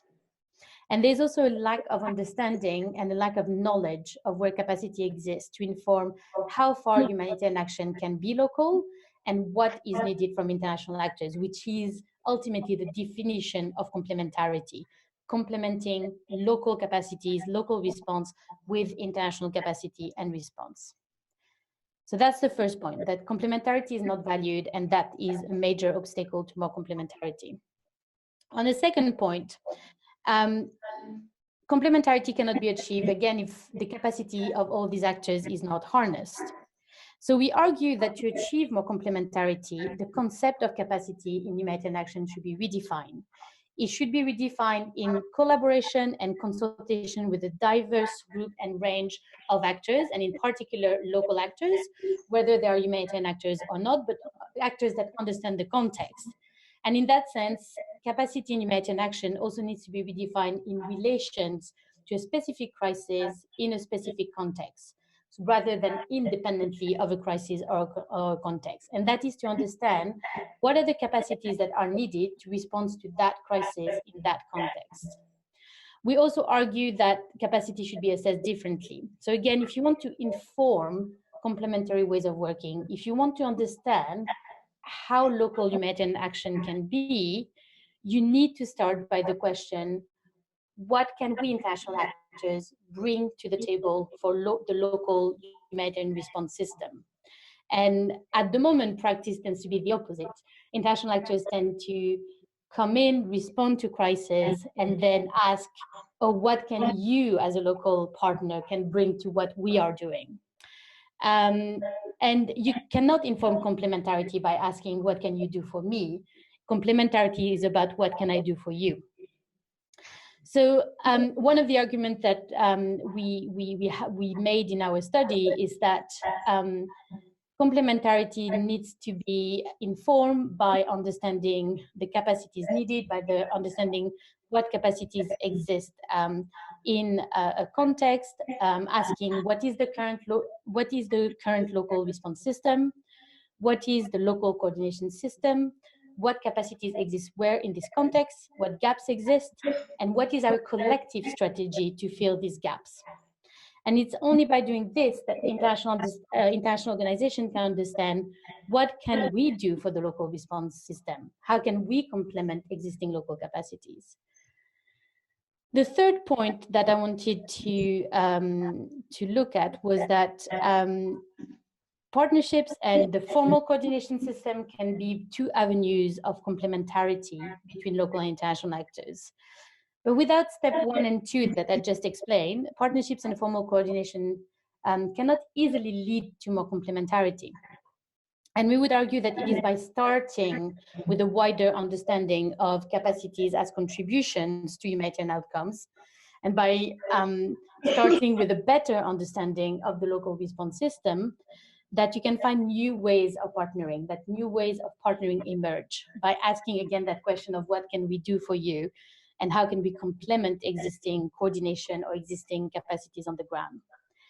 When it comes to formal coordination structures, one of the things that we saw during the research is that there is an increase in participation of local and national actors in coordination structures, but often this is participation rather than leadership, decision-making, or power. And in order for coordination structures to lead to more complementarity, a few things need to be done. One is localizing coordination through adapting it to the context and to the existing local coordination systems. Again, this is not about deploying a cookie-cutter approach to coordination, but analyzing what is needed in terms of coordination in this particular crisis context, what already exists, and how do we then implement an international deployment of coordination or gap-filling intervention to reinforce and to support existing systems rather than replace or undermine existing systems.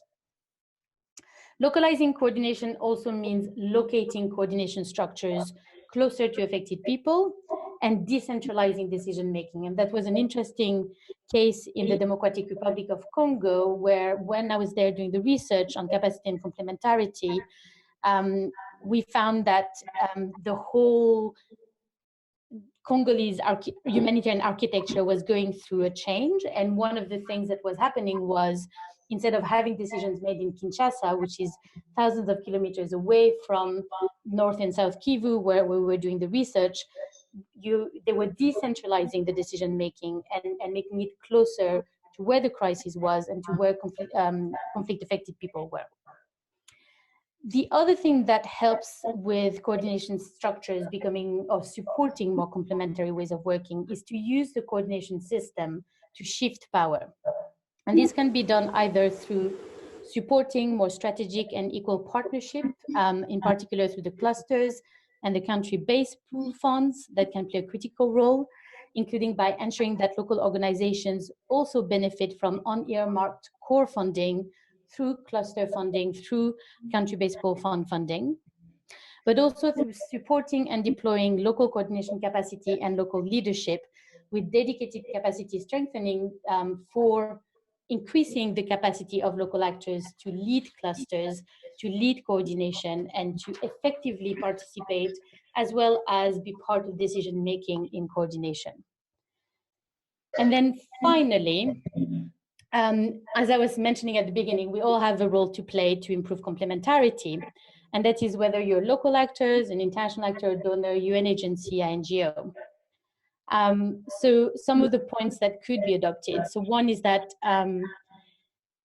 we are all on a different at a different point in the journey, at a different point in our journey towards partnership, our journey towards working in complementary ways with local and national organizations. Many international organizations have not yet adopted a partnership approach or have traditionally been direct implementers. And for these organizations to already commit to adopting a partnership approach, to understanding and taking on board the added value of partnering with diverse partners at the local, national, and regional levels, this would be a step towards more complementarity in humanitarian action. And this means adopting new policies, revising ways of working and internal systems, and again, asking that important questions, what can we do for local and national organizations? For international organizations that have long adopted a partnership approach, it's about investing in improving the partnership practices. And there's enough guidelines out there, and there's been recently a lot of reports from the consortium accelerating localization to partnerships that provide guidelines on how to improve partnership practices. And again, these organizations that have long had a partnership approach can support and help other international organizations that have not adopted the partnership approach with their learning, with their ways of working, so that you have more and more international organizations that look at partnership as the way to do humanitarian action. For donors, it's about looking at risk and risk management. And we think that one of the major issues with donors is that there hasn't been an honest discussion around risk sharing. And that is risk sharing through identifying also local solutions for risk management, not just top-down solutions for managing risk.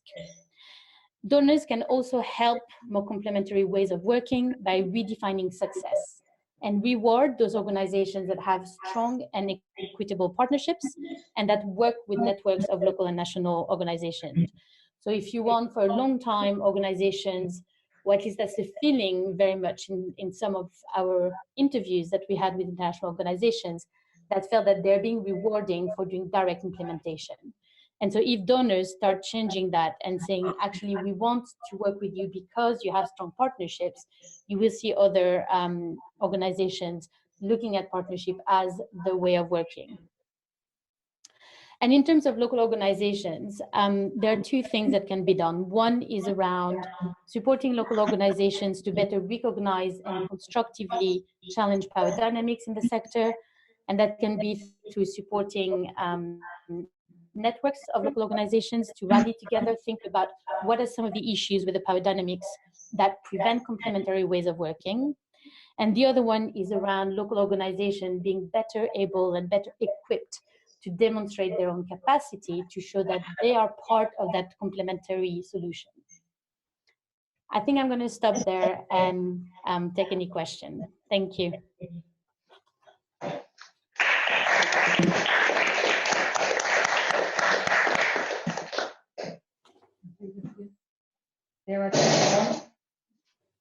Yeah, thanks very much, Veronique. I think we'll take a couple of questions from the floor.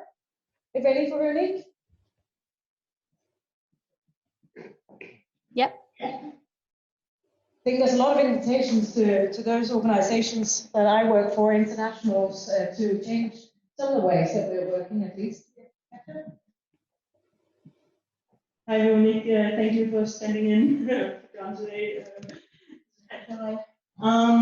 So when you talk about, you mentioned some of the things that we can do in terms of working more on more partnership oriented and asking the questions of rather than saying, so what can, you mix the question around what can be done. So what can I do for you rather than asking what can you do for me. We're in this great position right now that the Save Children has the localization task gathered here over these few days. What is it that we should be discussing as a localization task team? What questions should we be asking each other? What is it we should put in our work plan to support a more complementary way of working, in particular with coordination? Any more questions from the floor? Yeah.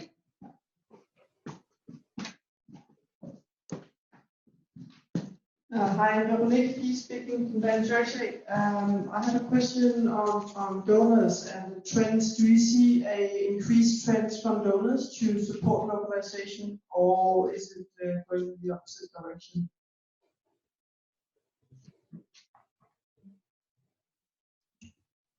Just grab the mic. So this is Katja from Oxfam Edis. About risk sharing, and I think the risk aversion is very strong in many of us bigger implementing organizations. Have you seen any examples of a more a not top-down approach and or alternative to what we have at the moment? And we'll take one more minute and then we'll let you answer. Thank you. I'm Ina from Disabled People's Organization Denmark. Your talk about capacity resonates really a lot with us. Persons with disabilities are often really the big losers in humanitarian aid and has been for a long while. Globally, there is a lot of attention, luckily at this point.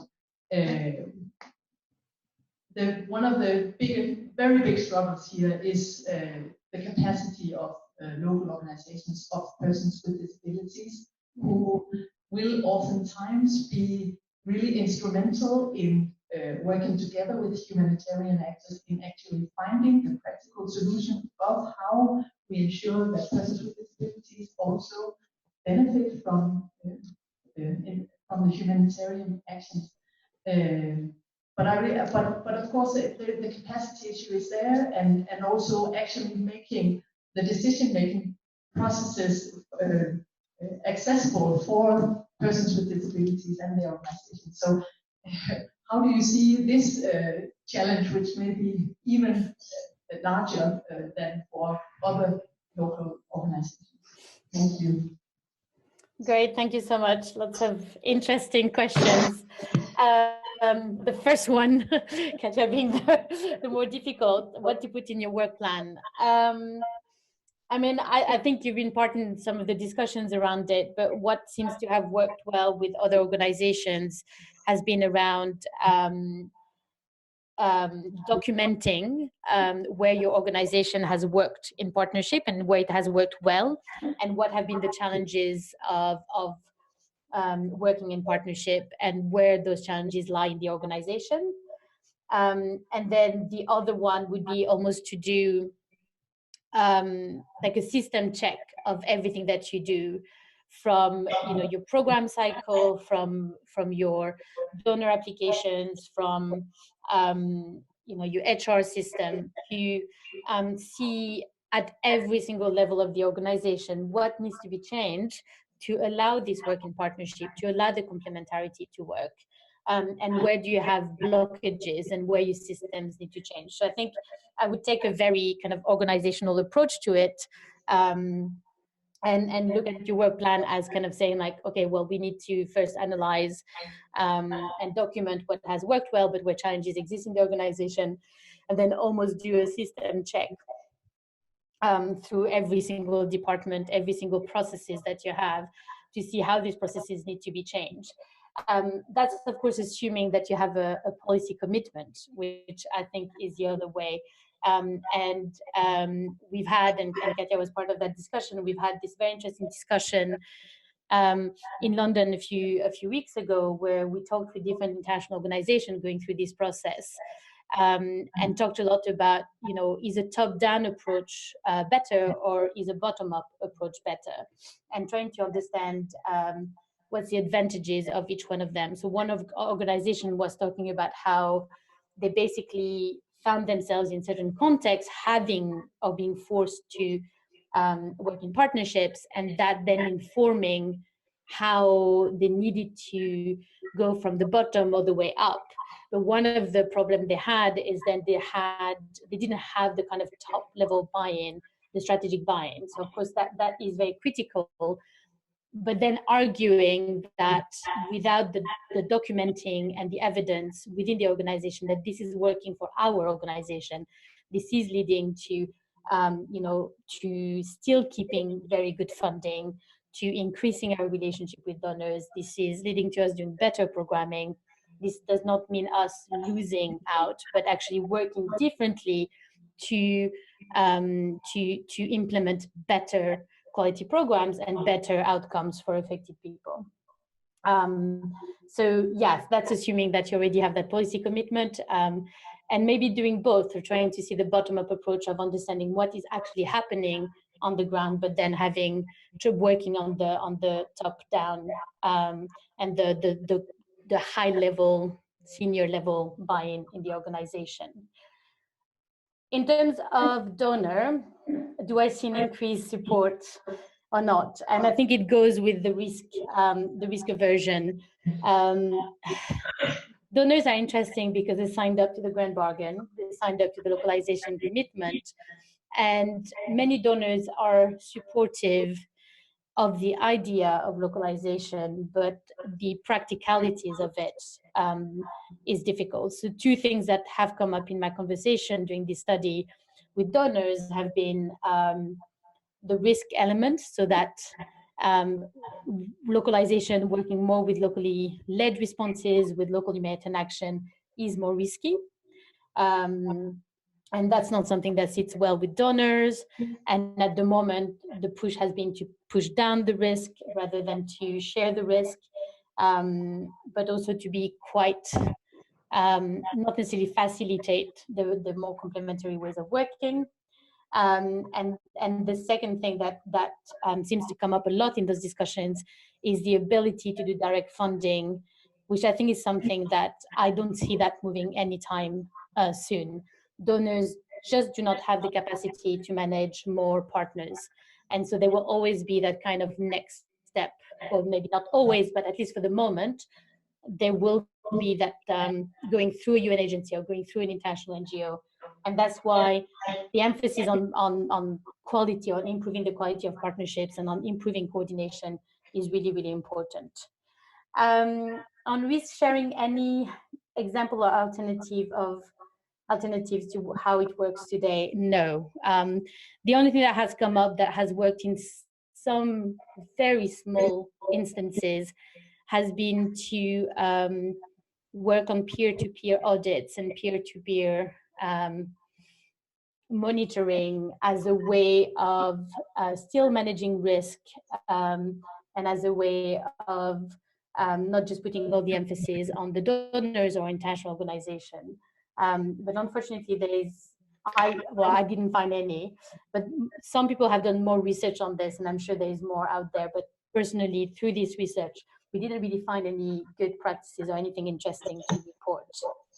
And finally, on the DPOs, it's interesting this question comes up. I just spent the whole morning doing a launch of the IASC guidelines on disability inclusion and humanitarian action here in London, with some of the London organizations, other base organizations.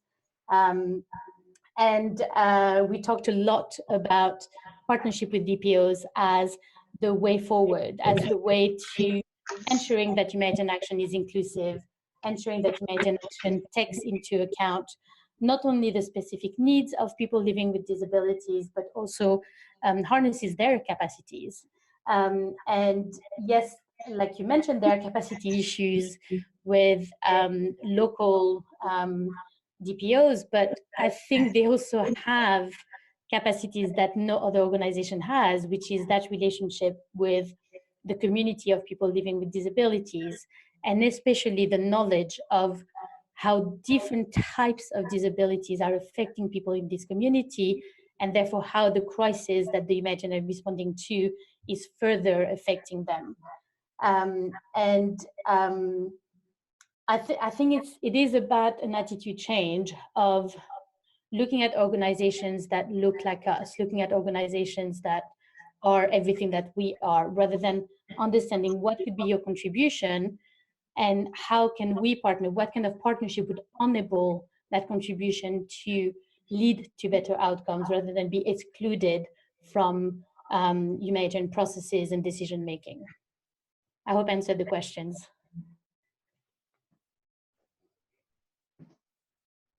Thanks very much, Veronique. That was very comprehensive answers to not easy questions. I think some that we all grapple with. Yeah, thanks very much for your presentations and for running through that research, and some of those challenges and opportunities certainly resonate very well with many of us.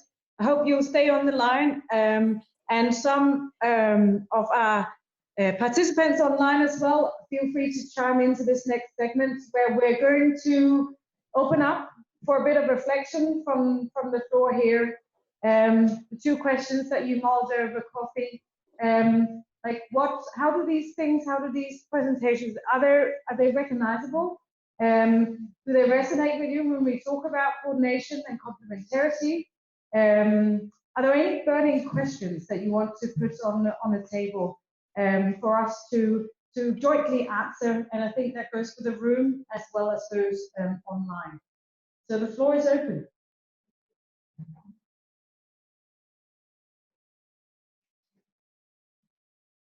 Yeah, we have a question on this side.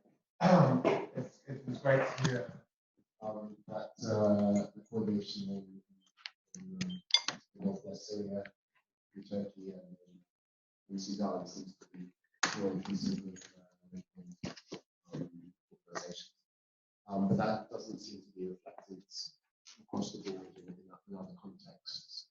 So I guess one reflection is what made it work in those two contexts, and how can it be sort of more standard practice across coordination mechanisms. So an opportunity to standardize some good practice here. Yeah, Paul? Thank you. Yes, another reflection. This is last year we have a discussion about localization as well here in Copenhagen. Action Aid, Save the Children, Oxfam based were here as well. What then has changed from last year? Because almost the same challenges that we discussed is still relevant to what we discuss now.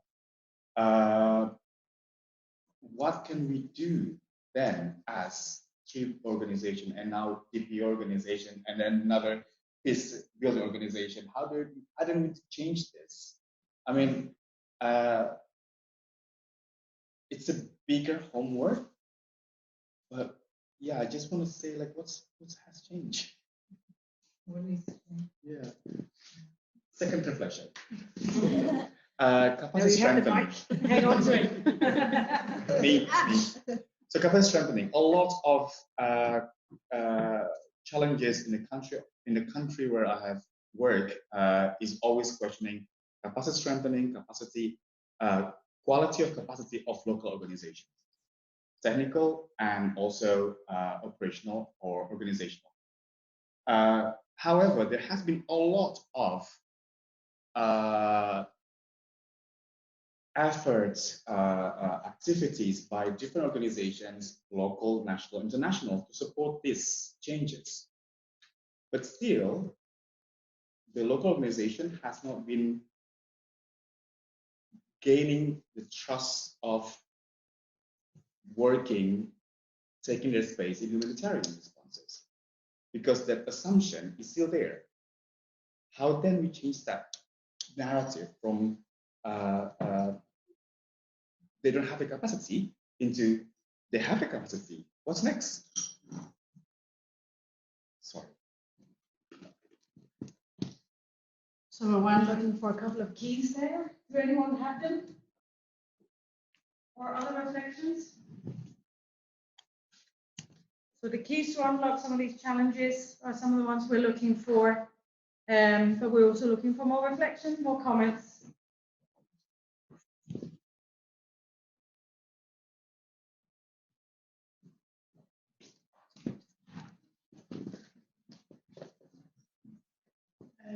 It seems like there's a couple of different levels that we are talking about now. Because I think that cluster level, it seems like it's a more systematic level. And sometimes it is not easy to change overnight. I mean, it's easy, it's interesting to hear from the education cluster, and in reality how many local actors are present, but that they do not have too much influence. So maybe it's not, we can not change the system immediately, but we can change things within the system, so that that's a reflection that we should do all the small steps that we can do until we can also change the big system. So we shall make sure that also the local organizations are members of the strategic advisory groups. We shall make sure that also local partners that are not a formal NGO can also participate in cluster meetings. And this is not just about the education cluster, but now the presentation was from there, but I think this is a general reflection to make sure that we start these small steps. Otherwise, I don't think we will achieve much.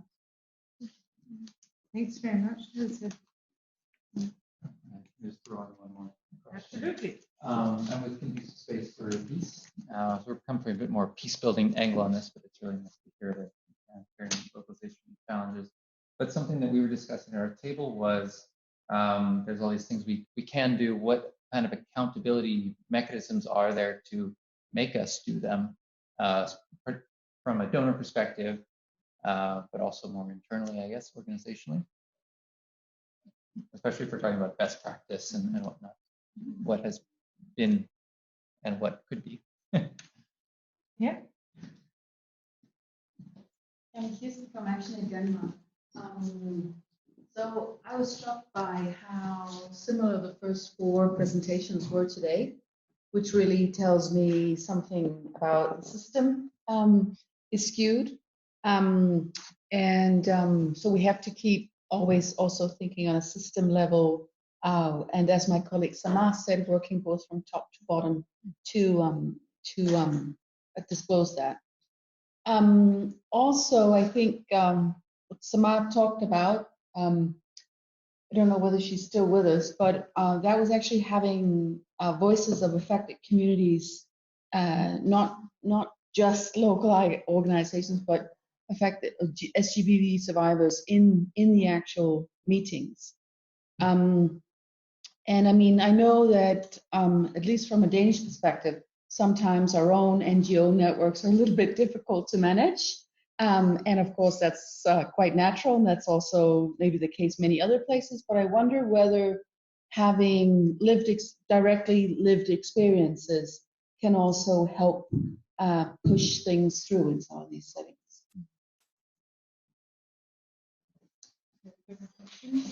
And please also, for those of you that are still online, share any reflections that you have as well. We're very able to hear you. I'm not sure it's the other way around. Hi, this is Katja from Save the Children. So earlier on today, somebody talked about competition. For me, I still can't figure out how competition and complementarity, how can they coexist?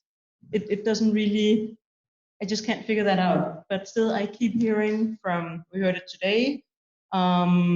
We've also done a report on Save the Children from the Horn of Africa, where competition really stood out as something local actors were talking about as a barrier to effective humanitarian response. And I'm just still kind of grappling with figuring out how come competition keeps coming up while we at the same time say that we work in a complementary way when we work in humanitarian response. I don't have any answer to this at all, but I would like us to focus more on it, because I'm hoping that if we kind of start asking that question and kind of raising those points about how do they, you know, how can they coexist, that we can start focusing a bit more on the complementarity side of things and start asking some of the questions that Veronique was also raising today. And I mentioned them before, and I will mention them again if I can find them, about what can I do for you rather than what you can do for me. So if we can start changing the conversation to asking those questions, I'm hopeful that one will not need to sit here in a year and say, you know, so I've been, this is the second year now, what's been going on in the past 2 years? So I think most of the, like in this room, most of the people are coming from international NGOs. And so there's this discussion at the global level around the localization, and then at the country level where, you know, you have the country clusters, OCHA and all these systems. And at the very bottom, you have the local organizations and NGOs. And right now we are having this discussion at this level, but so it's also being transferred to other levels and it's going independent of each other. At some point, I think they will start merging. But the question is, how can we make it faster, and how can we engage the local actors a little bit more? How can they start understanding, you know, like this is something that they should be engaged, they should be asking for, they should be having ownership, more ownership about localization, because right now I think localization is owned by more global actors. So how can we make it more, you know, locally owned? Yeah.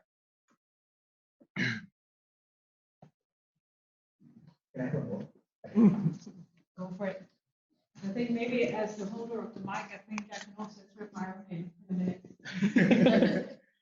Just one more comment. I actually just get a message from a colleague of mine trying to raise this question on what can we do more with working with the government, seeing the example of Indonesia and Nepal, where actually there is a strong pressure from the government to work in local way. Is that the way to move forward then, to actually pushing the localization agenda? Is that one option that we can think of to strengthen local government capacity in areas where it actually can work? And then we have one question on that.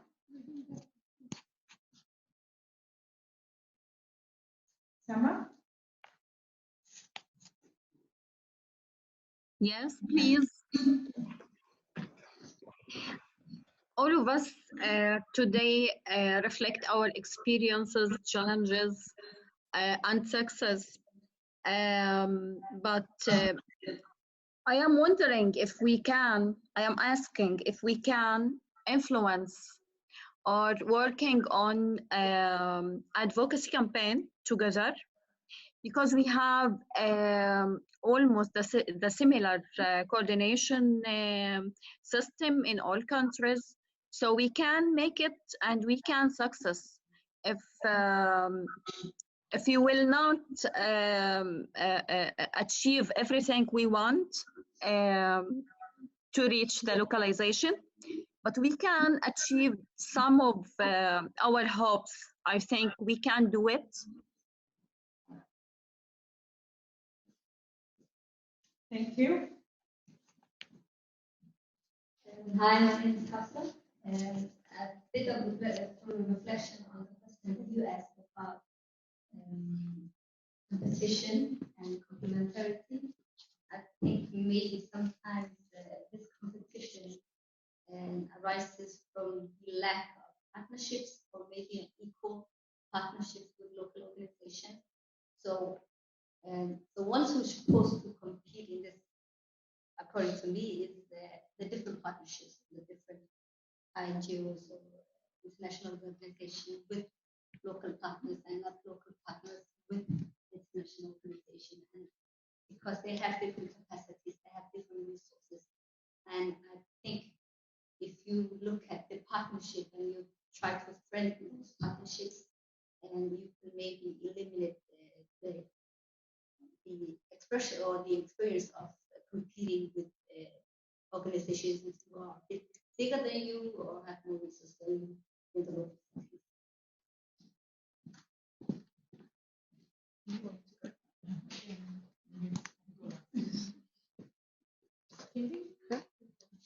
Yeah, I think so. I'm Katie. I'm the head of partnerships for Save the Children International. But I think the thing between yesterday's session and the sessions that we've been in today is that there's a lot of reference to local actors as if they're one homogenous group. And there's also been questions about, are we referring to an architecture or an ecosystem? And whilst I acknowledge like the bigger issue is the power balance that is inherent in why we're addressing localization, I think there is also an inherent danger of assuming that this is one homogenous group. It affects how we invest. It affects who has access to coordination and to different resources, who has influence with who. And I think we've got to be conscious as we move this agenda forward about what is that local level ecosystem that's also happening, where there exists both complementarity and competition within local NGOs, and who has the voice that is being raised and heard and who doesn't. Thanks, Kate. And then everyone from Veronique. One last. Yes, thank you. I'm so glad that the examples of Nepal and Indonesia came up, because I think that's one thing that has pushed some organizations to not just think about, should we do this, but we must do this if we are to keep relevant and to keep being able to work with communities that we feel we should work with. And I do think it's a very interesting development to see certain governments saying no more to this, and I'm using the phrase in a funny way, but this tsunami of international organizations coming in and seeing and redefining a little bit that relationship. And I think especially when it comes to disaster response, where the government is in a different position. It doesn't mean that they always have the capacity than maybe in a conflict setting. It is not only important to work with the government, but also work in strengthening local civil society to make sure that government action, government coordination is also inclusive, doesn't lead to more marginalization or social exclusion. But then taking into account, if we are to support these local civil society actors in situations like in Indonesia, where you cannot have access directly, where you cannot do direct implementation, you need to rethink about how to work in partnership. And I think this development of seeing much more assertive governments deciding the parameters of what humanitarian action will look like in their country is only going to be on the rise. And so that's where I think that almost that this is part of our own preparedness for how contexts are changing and moving. And I think that different organizations that don't have that ability or don't have that approach of working in partnerships will find themselves in very difficult situations in the future. And so it's not a matter of whether, but it's a matter of how far are you going to go, how systematically are you going to go.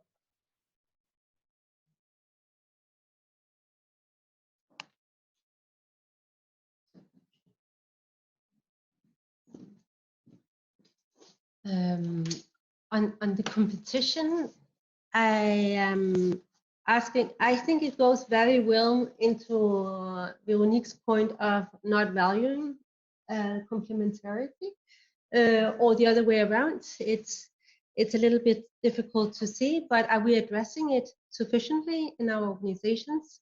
For many of us, is it, if we do localization, I will lose my job. And also when you go all the way down to, well, from here at least down, otherwise up, from the field, our staff implementing now, when they hear localization, they definitely say, bye-bye, my job. Also then making it more difficult to see other capacities, other kinds of capacity, etc., etc. So I don't know if we are addressing it sufficiently, and could that also help us if we were looking more on the added value or of complementarity and actually try to figure out what is it actually, more than saying it, because it's not new for any of us. No, it has been in the business for years. The principles of partnership has been there for many years. It didn't even come with the localization agenda. So what is it, and why are we still having such a difficult time to grab and work around it? So I think a lot of the points that have been mentioned, both in the 5 presentations, have actually given us some good clues on maybe at least to talk about it.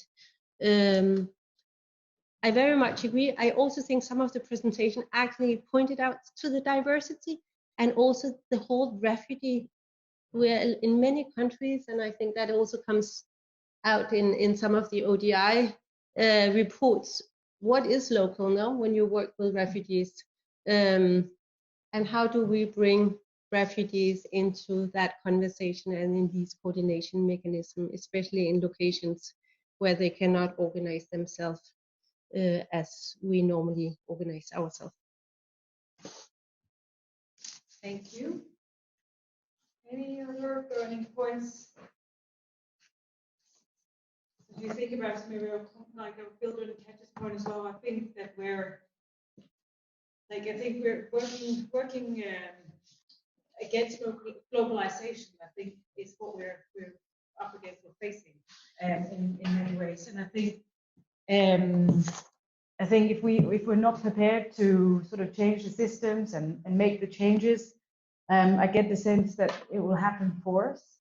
And because more and more, like we've talked about the examples of Indonesia, we've talked about the examples of Nepal, and in many ways, like the world around us is changing, and we will not have a choice, which is good, because ultimately we all talk about this being good programming, and I think in many ways our development colleagues are a bit, we still have to talk in those silos. Certainly the Nexus offers a lot of opportunities for us to draw on experiences, build up capacity, invest in capacity, or just a civil society engagement in a much broader sense than what we've done so far. So I think there's a massive opportunity ahead of us to actually put people back at the center of humanitarian responses. That I think there's lots and lots of areas to grasp, and with the documentation, we seem to actually be getting somewhere. And donors in many instances also making the choice for us. CEDA being one of them, already putting out quite an ambitious target, and I'm sure more will follow. Any other final points from anyone? Otherwise, I'll hand over to Katja to close the day. But just thanks from me for a very lively discussion, a lot of inputs, and I think it just goes to show that here and at a little chat group globally, there's a lot of people that really want to own and change how we talk about partnerships and how we implement localization. So I guess it's up to us, I guess, to answer some of those questions as well. Thank you very much for your input.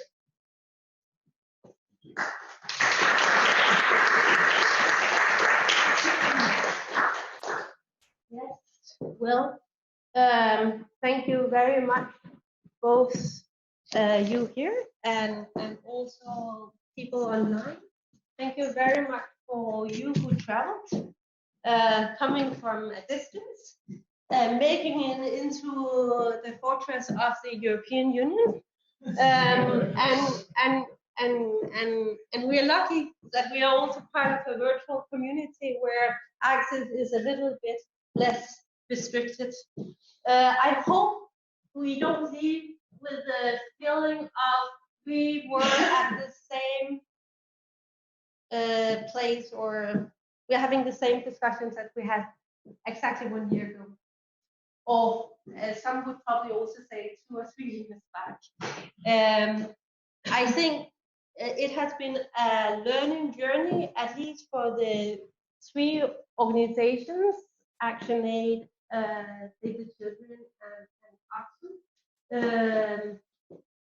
It's bits and pieces, and you can also say, is it only baby steps, or are they not important steps? How can we're definitely not moving so fast, but we are learning. That, I think, is the feeling. This is the last, for now at least. It was a series of 3 events, and this one was the last. We will try to now look at, did we actually learn something? What came actually up in the 3 sessions since February last year? To look at that and see how can we learn, how did we learn from all the rich experiences from practice, both challenges, but also some achievements and some good practice.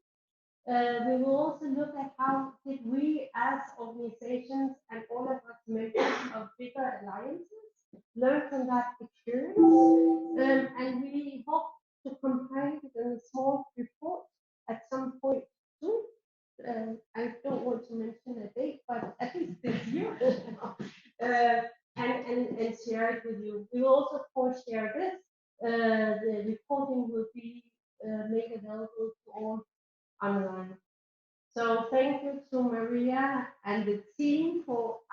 making it available so everybody was connected and we could almost hear each other at all times. And I hope that we will all here in this space keep the discussion going, keep pushing for the change where we sit, and meet again soon in one of these other physical or virtual spaces. Thank you so much, and see you soon.